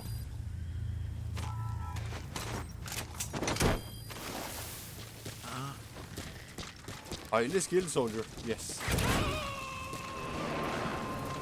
Side op completed.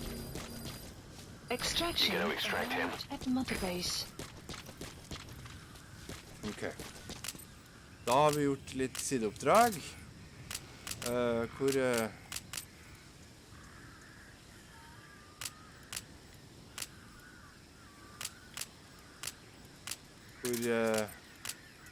Hesten min, hvordan jeg får fram han? Hesten?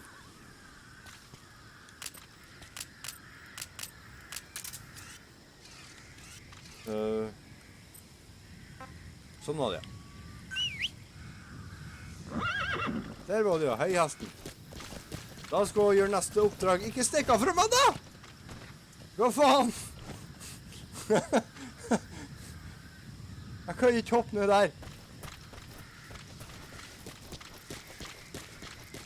Ok, Hvilke andre oppdrag er det vi har nå?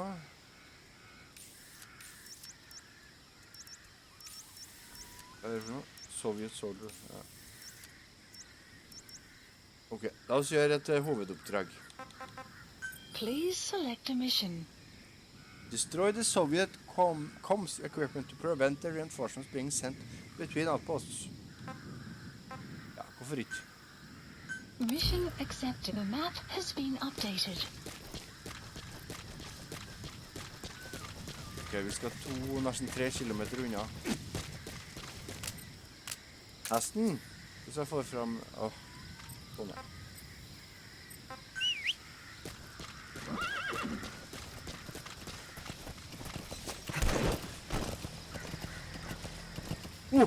Jeg hører en lastebil.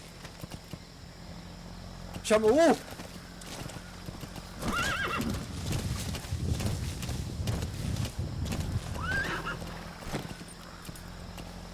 er den her?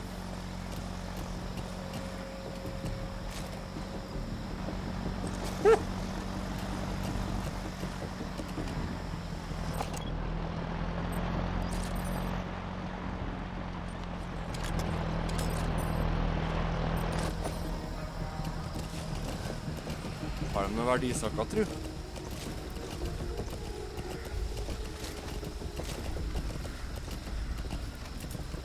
Hvor stoppet han der?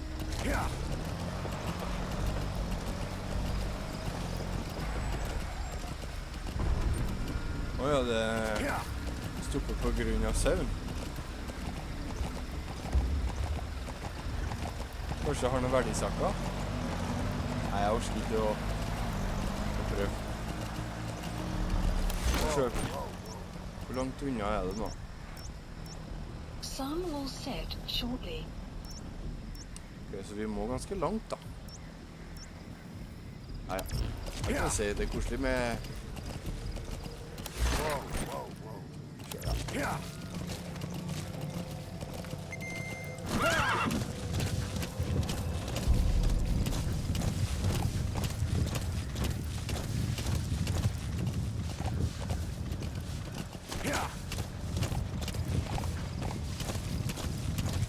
Hvordan går det med deg utover den? Har det vært mye rabalder etter det raset? Synd det der da.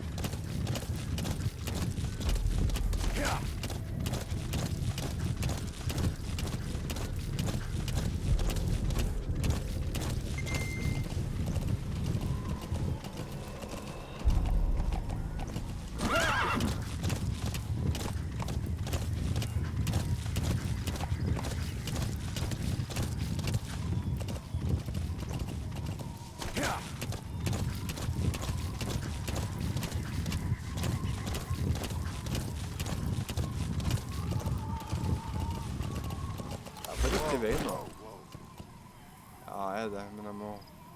Så lenge jeg har fjellet på venstre siden, så går det bra.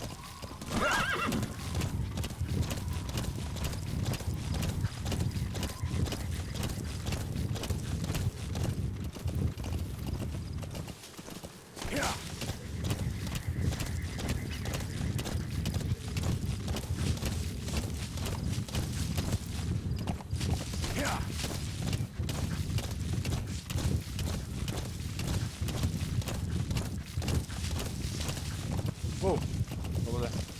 Ulv, eller Kai-Hoki. Oi.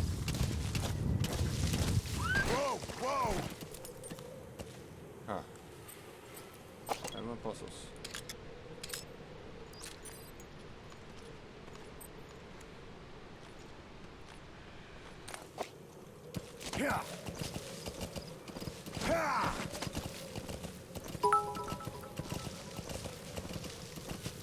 Var mye rabalder her ei vending, ja.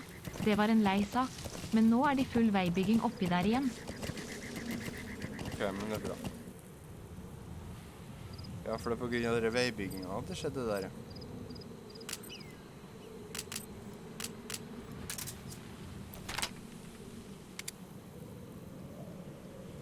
Skal vi prøve? Skyt den tønna, se hva som skjer. Hehehehe! Jeg overlevde den.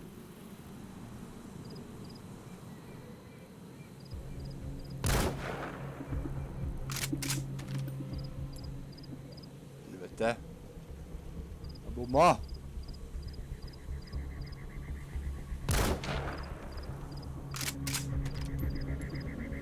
I am 2. Oi, de ser meg.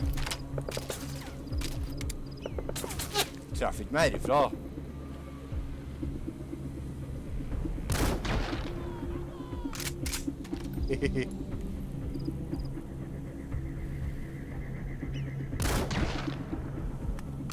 Dere har ikke sjans. Skal vi ta siste mann også?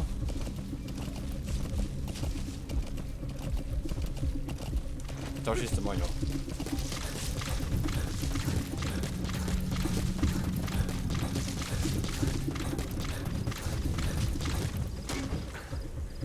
Du skyter på, du! Jeg er ikke det lenger, jeg!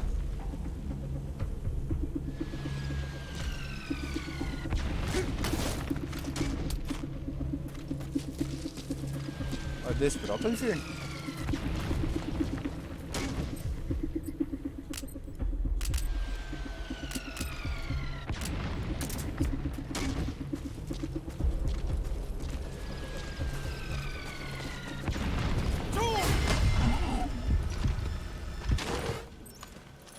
I want to interrogate you. Spit out. Talk. He speaks Russian. What we need is an interpreter. The main principle of intelligence work is intel gathering. But that's a problem if you don't speak the enemy's language.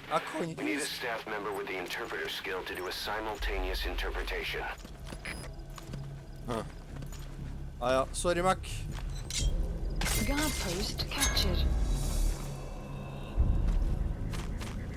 Ah ja.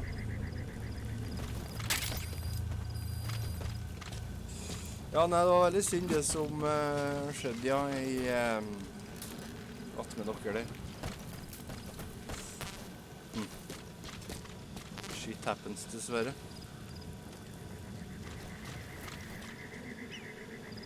Det er litt artig at du kan ikke bruke dette her, da. Kan jeg ta det med meg? Fixed weapons emplacement such as gun and emplacement mortars and anti-air cannon can be captured after developing the cargo Fulton recovery device. Capture emplacement can be placed on mortar base to help defend base facilities. Ja, hvorfor ikke bruke det her som til å forsvare vår mother base? Det er bra. Extraction failed.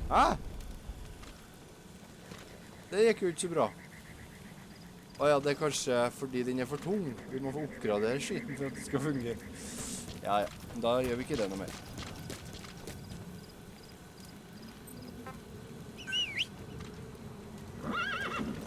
Hei, hesten. Da skal vi oss videre.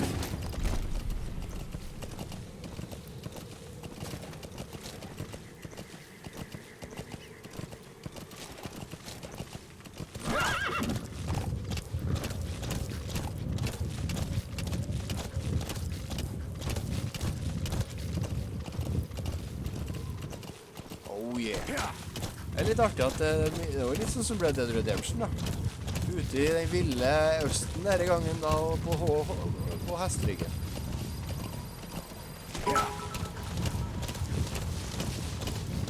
Jeg kjente ikke dem som bodde der, men kjenner mange som bor i området, så var litt småskummelt. Ja. Ja, skjønner. Det skjønner jeg veldig godt og skummelt, ja.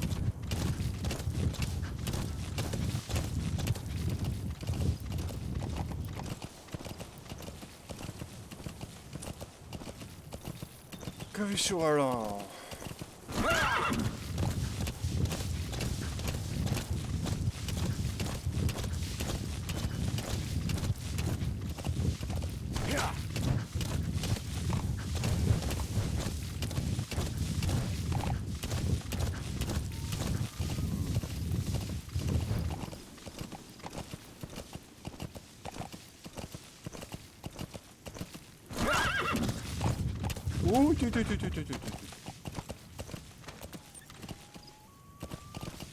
Går det an å klatre?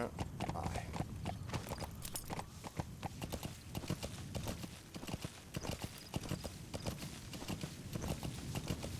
Går det an å komme seg på fjellkjeden her da?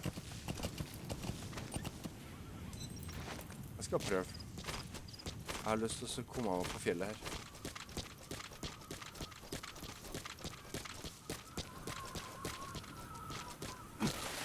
Nei, det er visst ikke meningen.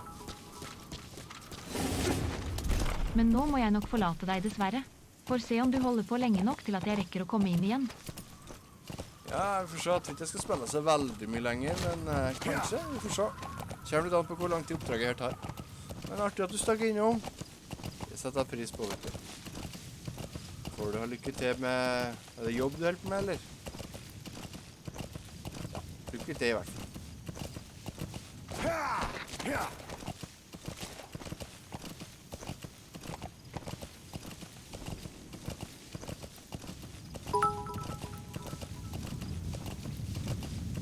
Jepp, vi talast. Vi talast. Talast. Talat uten teiten tå.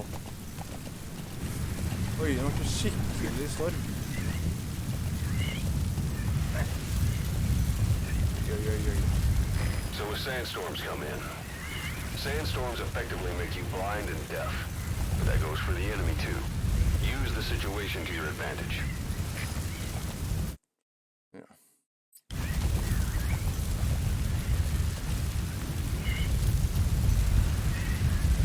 Da kan vi komme nærmere inn på dem. Det var bra.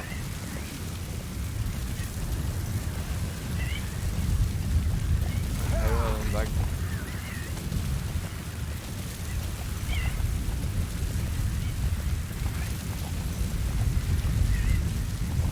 Ok. Jeg skal kanskje ikke gå alt for...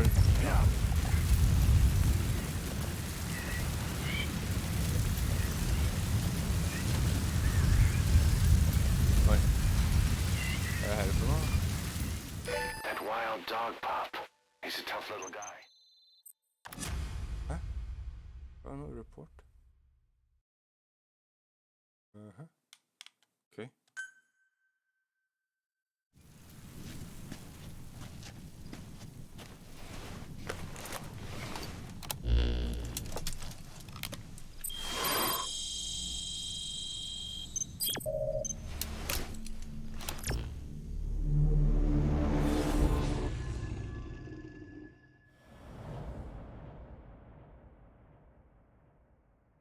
Mission 4.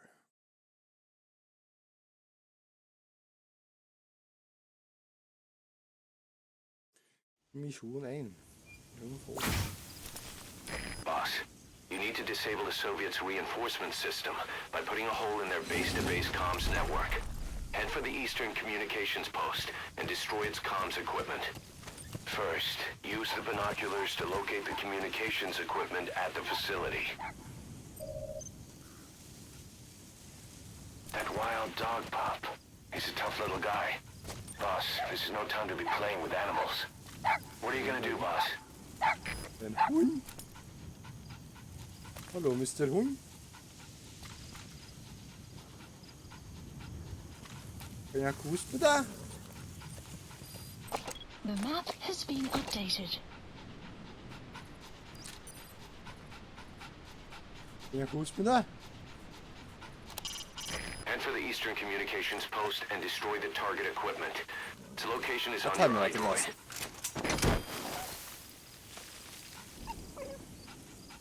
Du skal tilbake.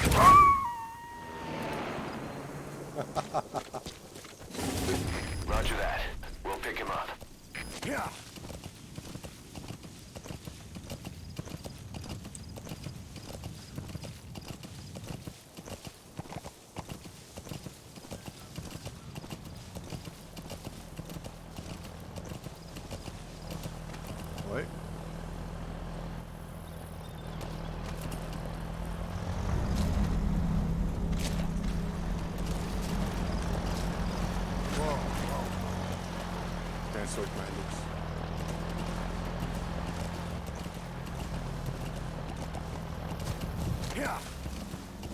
Sprekkast, som ikke dere.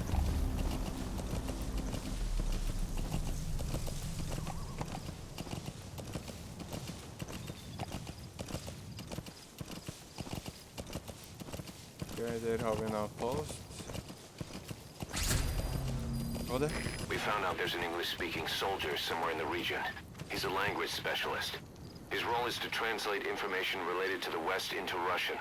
If we can get him to join us, we'll have the upper hand in information warfare. Find this language specialist and extract him. Okay. Lurt.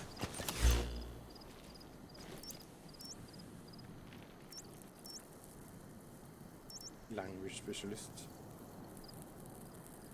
Nei. her en plass til da.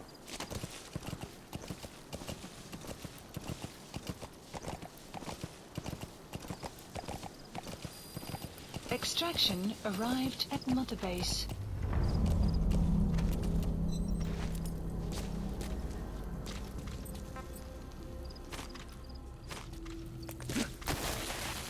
Åh!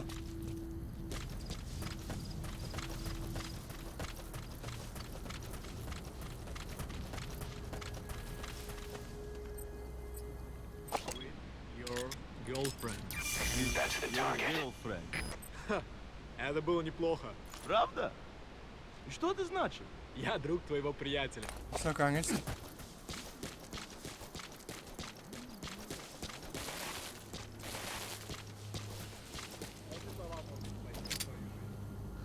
Prøver å treffe den herifra. Tror ikke det blir så lett. Kanskje jeg kan... That Soviet soldier in the green beret is speaking English. Must be a language specialist. Ja da, If he's on our side, we'd be capable of Russian interpretation support. Try and extract him.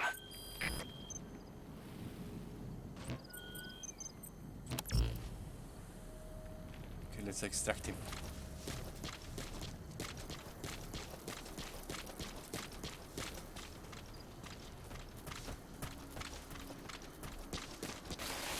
Okay.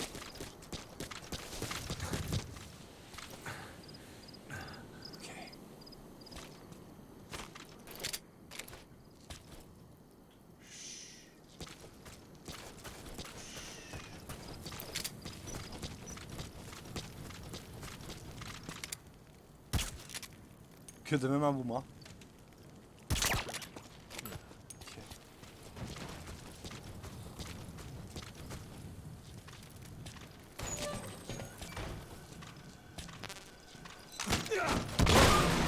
Oi, det var litt mye. Okay, let's get him outside. Okay.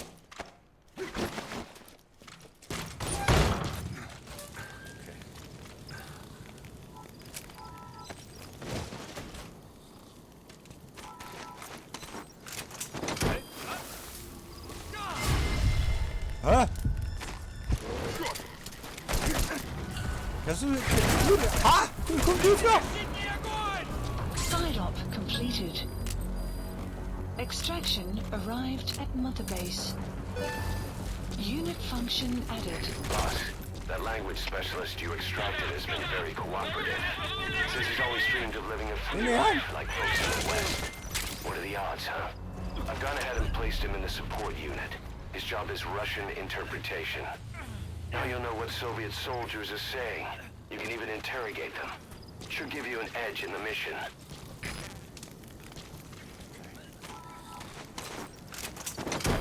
Har den med, så jeg kan gjøre noe.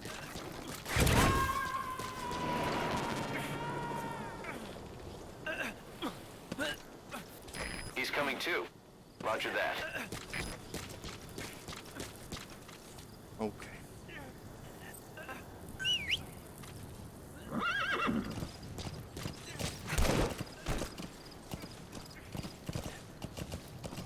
Jeg tror han er så såret at han kan bare lette være. Fordi han kommer til å dø.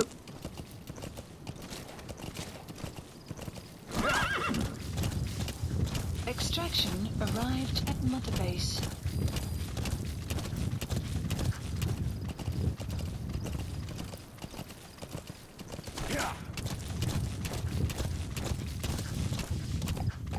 Oi, slapp av.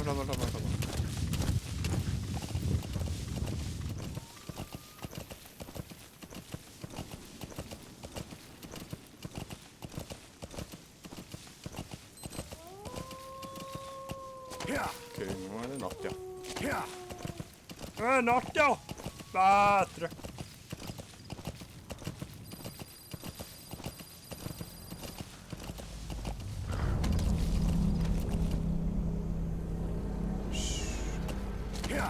Nå er vi i nærheten, men det skjer ingenting.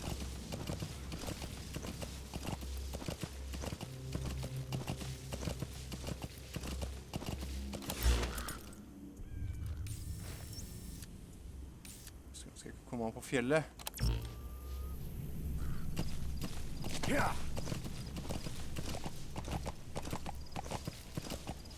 Å, det kan jeg her ute.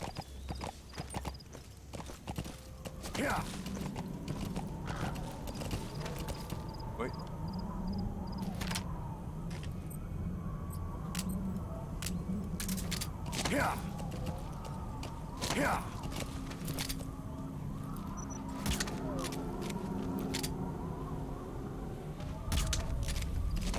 Sorry.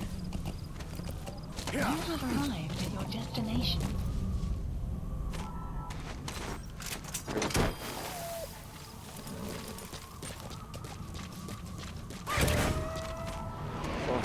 Det är litt dyrevær her. You have arrived at your destination.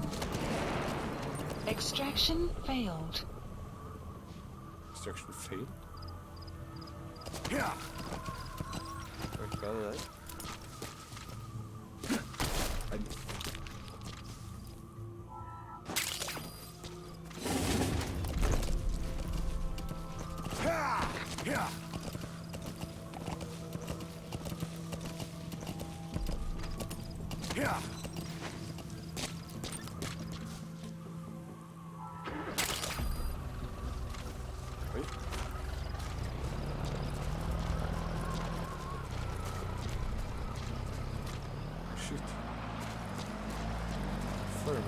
You made it.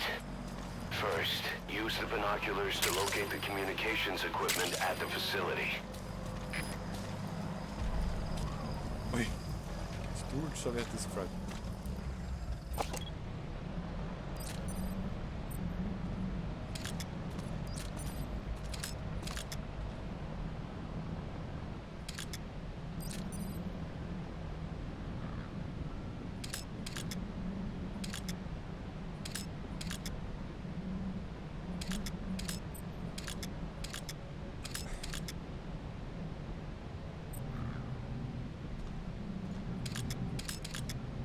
Som ser ut av det jeg skal...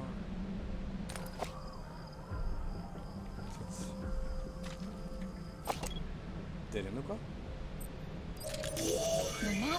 That antenna is one of the targets. There should be more.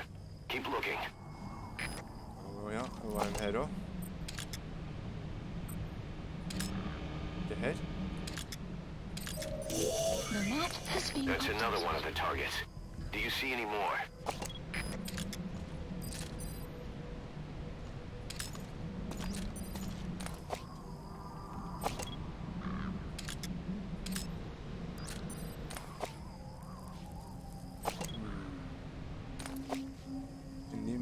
Any more? Er det noen borte her da? Jeg ser ikke noen flere antenner. Det er jo den der da, men det er jo ikke en som et riktig type antenne. Eller parabol da. Hvor er det siste da?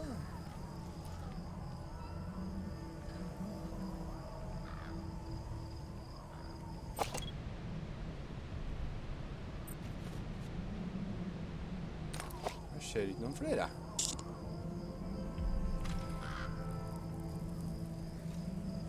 Vi tar sjansen på å gå ned en tur da.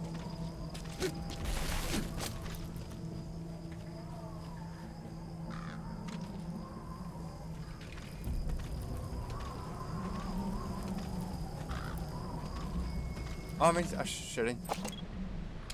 Her. That looks like the target. We know where all the antennas are now. Take out all three of them. How you do it is your call. Okay. Pass på.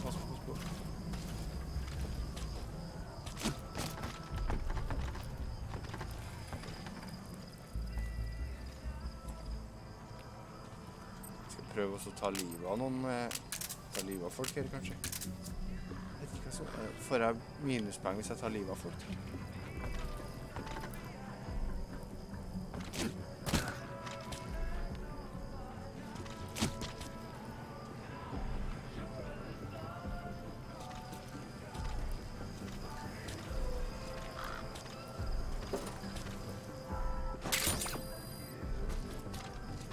det musikk overalt.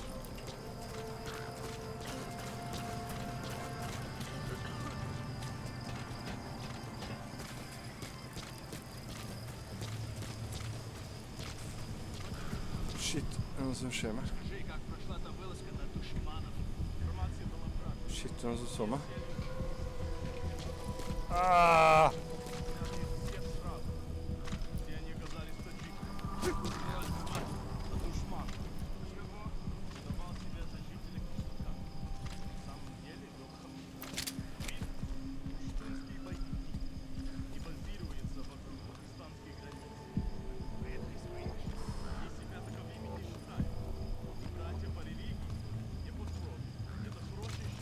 Gasa.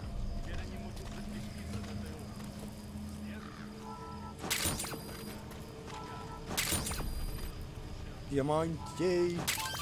Those are raw diamonds. Collecting them as assets will raise our GMP. Så er det vi ødelegger.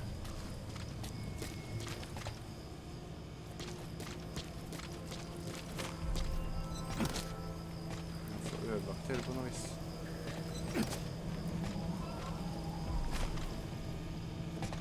Explosives should take care of them well enough. How you do it is up to you. Eksplosiver, men jeg har jo ikke noen eksplosiver. Tror ikke jeg, eller har jeg det?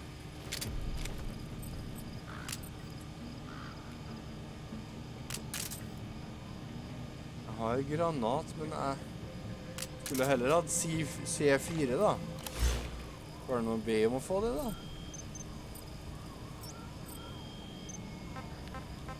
Resources.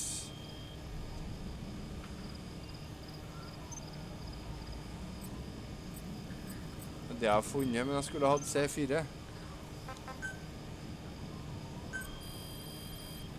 Please specify a project. Skulle hatt C4.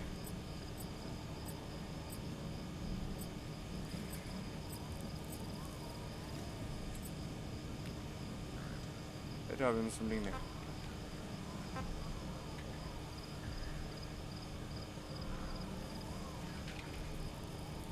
Hva heter det?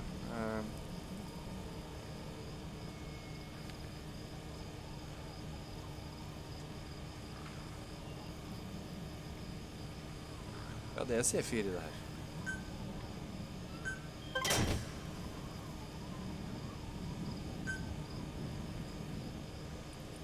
Yes, jeg må ha supply drop. Please select a drop point.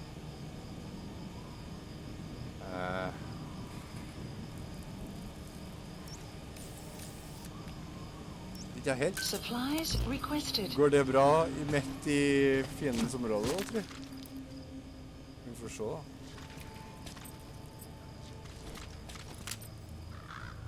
Jeg tviler litt på at det går bra, men vi får se.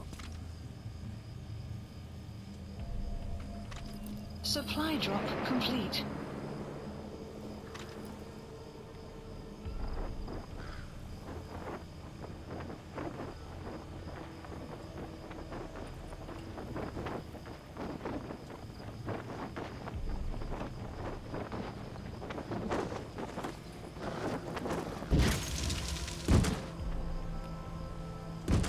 Å nei!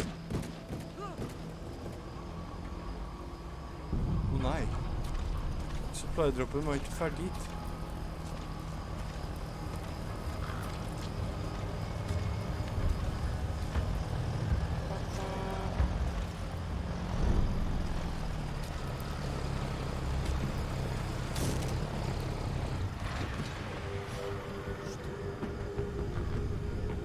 Tok en supply-droppe?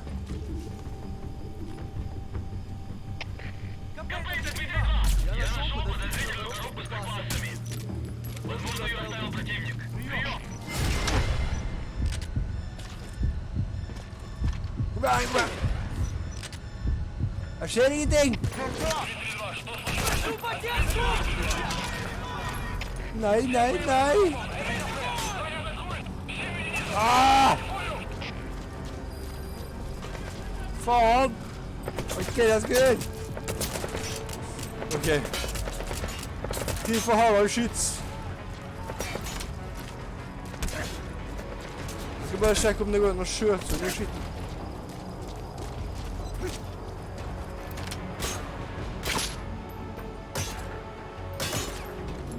Det gikk ikke an.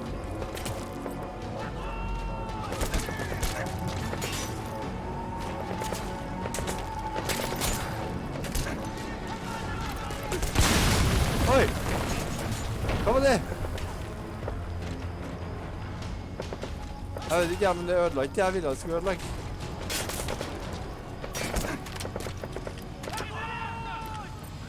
Kanskje noen sniper.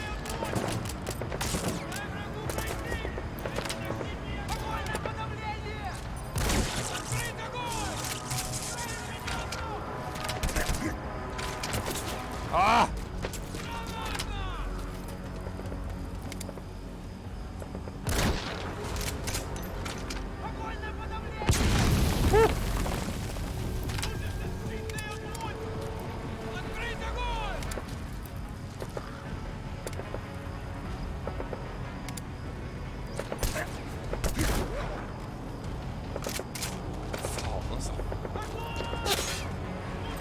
Ja, kanskje noen granater funker her.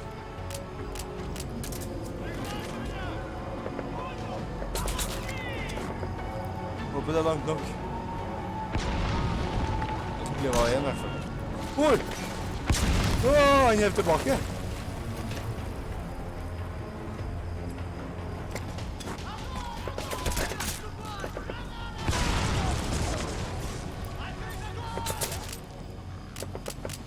Tåler det mye da.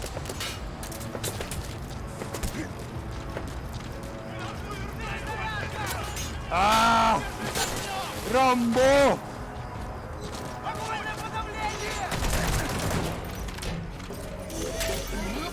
That radio transmitter is used to relay messages between outposts. Take it out and the mission's complete. Ja, held på. We have the locations of all the targets. Destroy either the radio transmitter or all the antennas to shut down communications between the enemy outposts. It's all up to you, boss. Hva han sa?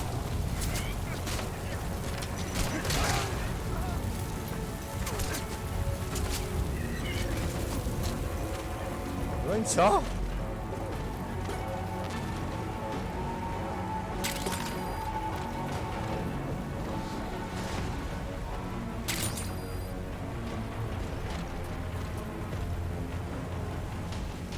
Plakat. Kunne du samle på plakater?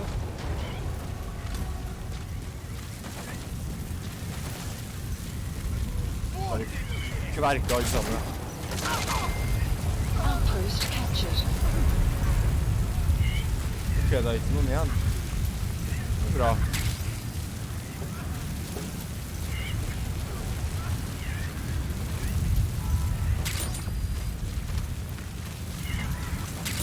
Jeg får ikke noen god karakter på det her, tror jeg.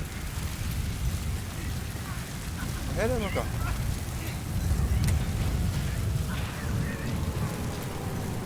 Slo jeg av alle sammen nå, eller? Nei, hva gjorde jeg nå?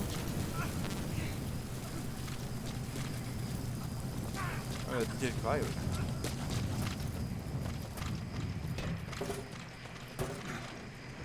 Er det noe inni det her, da?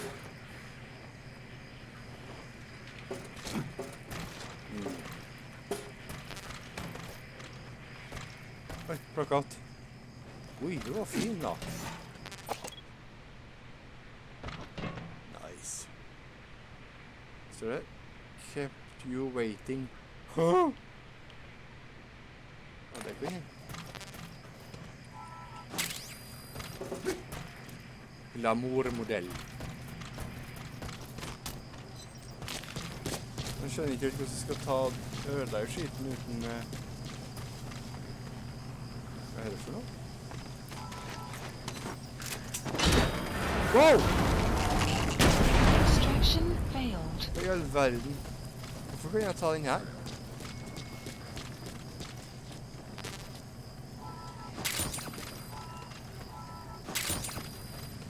Det var voldsomt at jeg vet ikke, jeg kunne ta en hel container hvis jeg bare oppgraderte det grannet. Ja. Men hvordan...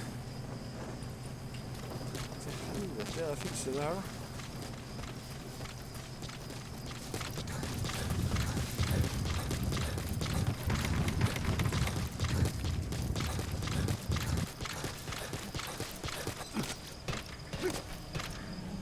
ikke noe trykk på her da. Ikke en knapp jeg kan trykke på for å slå av.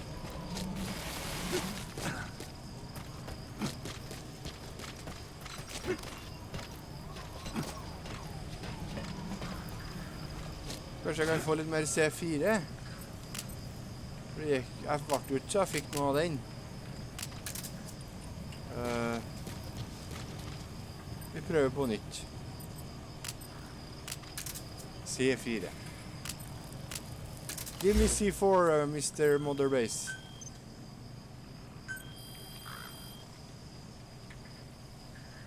Please specify a project.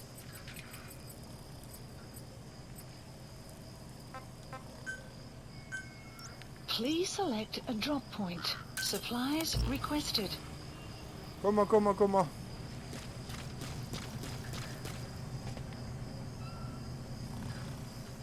Jeg lurer på hvor lenge han søver. Søver litt for alltid. Jeg må vel ta livet ditt da, dessverre. Sorry. Supply drop complete.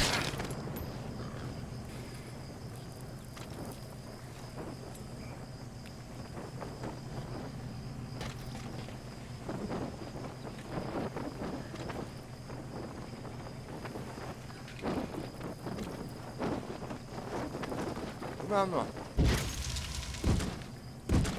Her ja.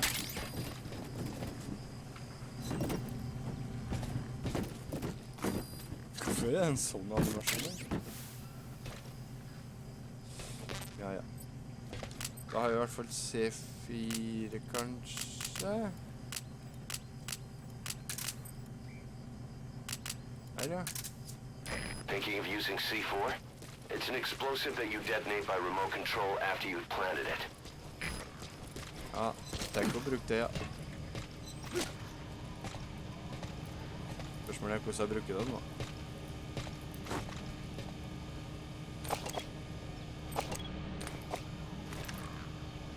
Ja, sånn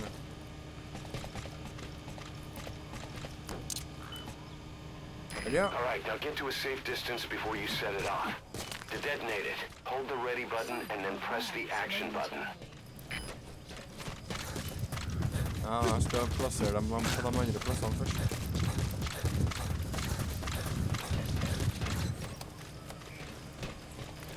Explosives should take care of them well enough.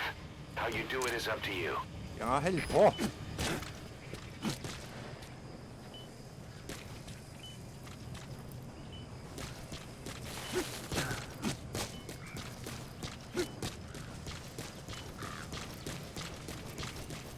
Gamle hus, ja.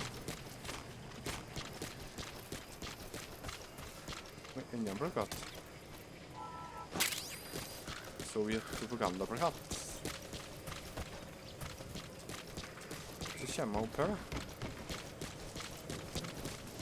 Gå opp her først.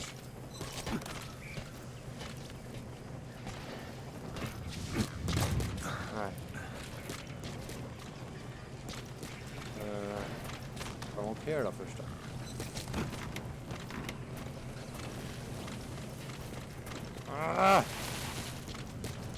Så kommer man opp til den der da.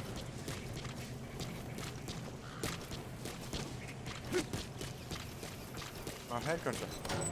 A dumpster. Looks big enough to hide somebody. You could stash a downed enemy in there or hide in it yourself. Just don't stand too close to me afterward.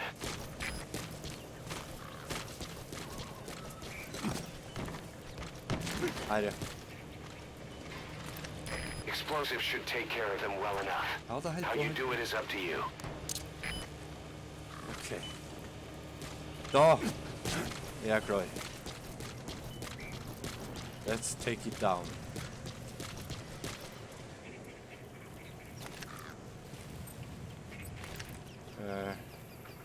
Så er det hvis det...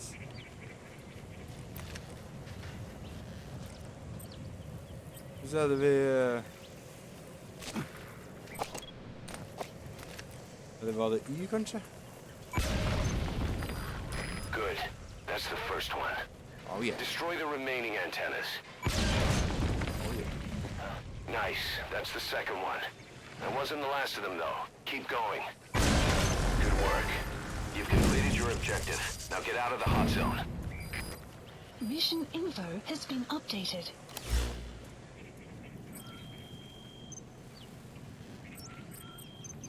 Selv det så mange ting som står her som jeg ikke har gjort. Det irriterer meg litt. Det sånn hemmelige mission objectives.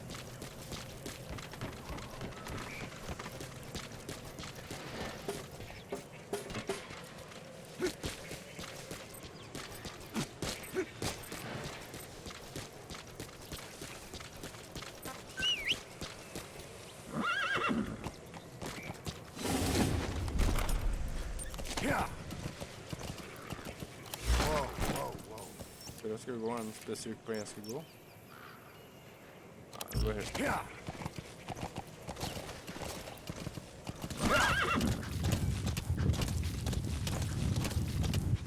Extraction arrived at Mother Base.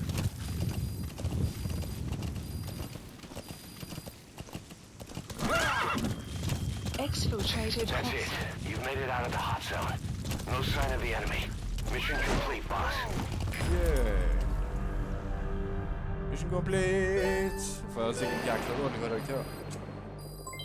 Development project has been added. Mission complete. I guess it all worked out in the end. Jeg fikk en C da. Minus fordi jeg hadde hørt det 2 ganger. Accuracy på 55%. Det er litt dårlig. It's taken 2032. Så jeg får ikke noen minuspoeng om at jeg dreper dem.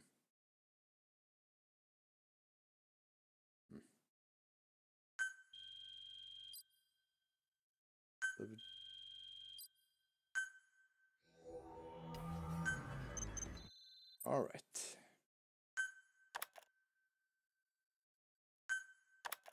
Our army is growing like crazy thanks to you, boss. In fact, it's getting downright crowded around here. To bring a greater number of people on board, we'll need to expand our facilities. To that end, I've created a base development unit. It has 2 roles, material refinement and platform construction. I'll start with the material refinement part. The base development unit procures material resources on a regular basis according to its level. The materials are stored in containers and placed on the deck of Mother Base. Once they're finished being processed, they can finally be put to use. By using these materials to build new platforms, we'll be able to add a greater number of staff to our ranks. We don't need any specific instructions from you to refine the materials, but I want you to be the one to decide how we construct platforms. Once we have sufficient GMP and the required material resources, you can issue construction orders from your iDroid. Okay.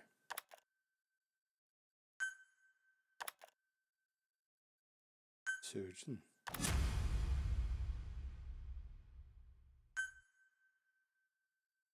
Prolonged time in the field is bad for the body and mind. I think it's time you took a break. Do it for me. Come back to Mother Base ASAP. All right, I'll do that. Okay, jeg slapp å velge, jeg bare gjorde det.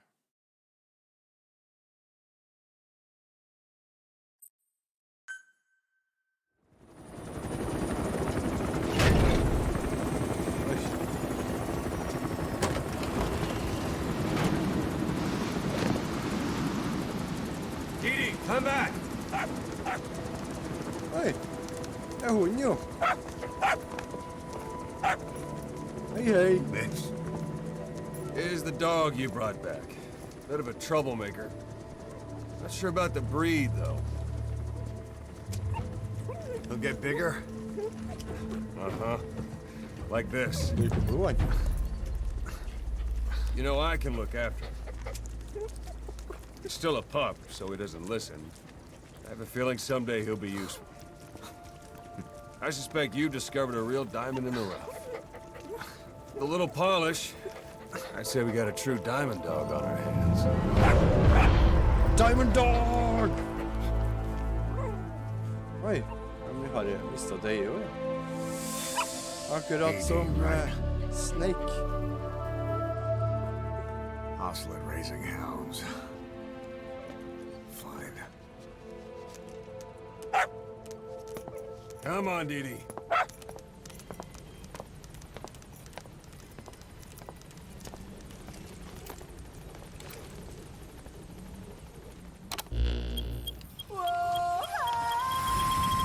Åhå! Kanskje nå? Tida går.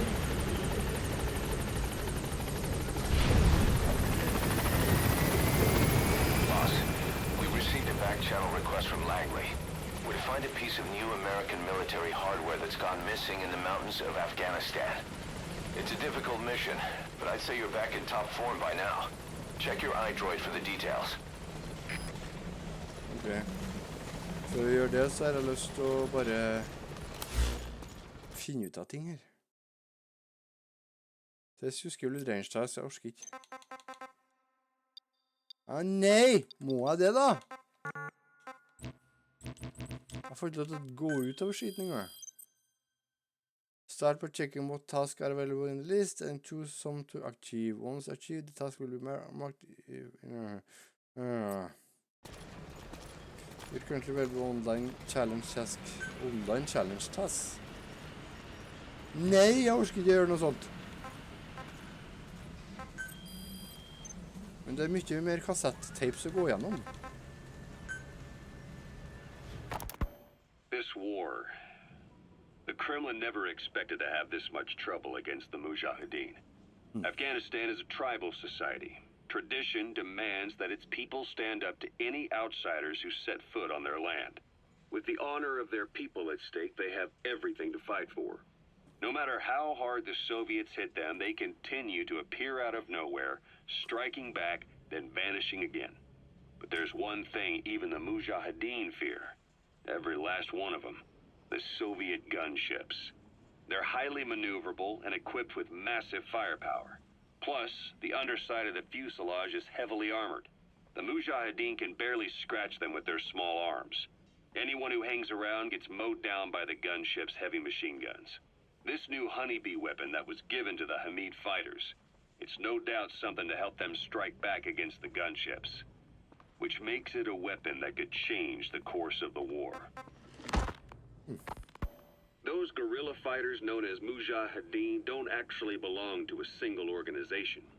Afghanistan is a multi-ethnic country. You've got the Pashtuns, the Tajiks, Uzbeks, Hazaras, and each of them is split into their own tribes, large and small. Each ethnicity has several rebel organizations that their various tribes gather under. They're united under the banner of jihad, but that doesn't mean they work like a single standing army. Just look at the area around Smasi Fort. A lot of Tajiks used to live there, but they fled after the Soviets started their scorched earth campaign. With the area uninhabited, the Hamid fighters, who are Pashtun, decided to move in. The Hamids are based out of the city of Peshawar. We passed through it on the western edge of Pakistan. The Pashtun people have long lived in Afghanistan and western Pakistan. They used to travel back and forth frequently. Then Britain went and established the border that still stands today. The Hamid fighters get generous support from the Pakistani government. The government wants to use them to secure influence over Afghanistan. Their liaison with the Hamids is Inter-Services Intelligence, and behind the ISI, you have the CIA. That's probably how the honeybee ended up in the hands of the Hamid men. Ja.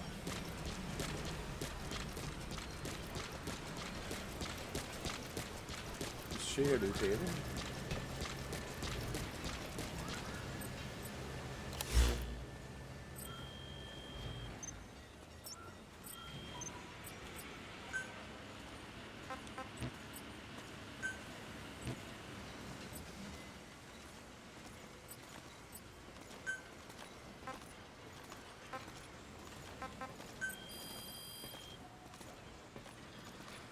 Please specify a project. Oj, det var med forskjellige. Please specify a project.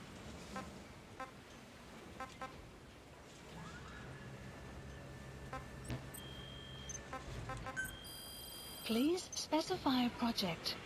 Nei, jeg orsker ikke.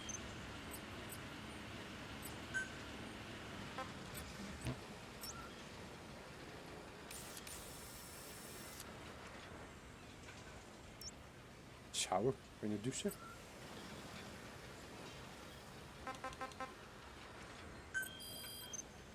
Her har vi noen side-ups. Secure blueprint. Please select a mission.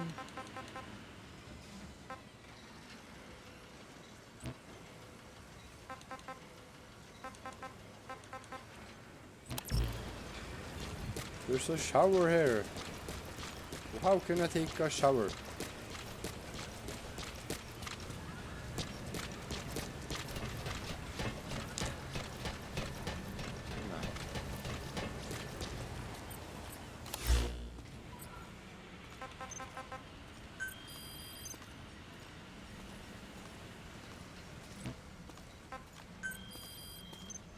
Boss, will you train with me? Train? You mean like this? Thanks for that, boss. Thanks for that, boss. Ai, ai, ai, ai.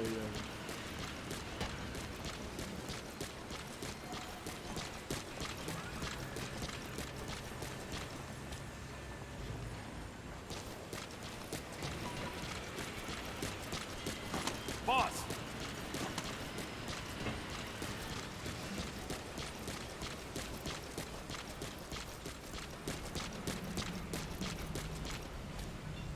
Må ta meg en dusj, ja, for jeg er jo så skittått. Inni her.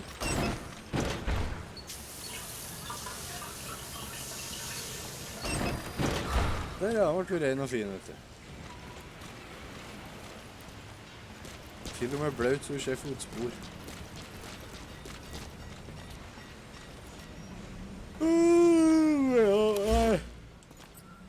Nå tror jeg vi avslutter for i dag. Hvis jeg går ut da. Sånn, ja. Return to menu. Det er vel lagret, ja. Jeg tror det er lagret. Ok, men da takker jeg så mye for at dere så på i dag. Så håper jeg dere likte det dere har sett. Vi kommer til å spise. Vi kommer til å spille det her en del mer, tror jeg. Det er ganske interessant. Ok. Hei da, folkens. Vi prekast.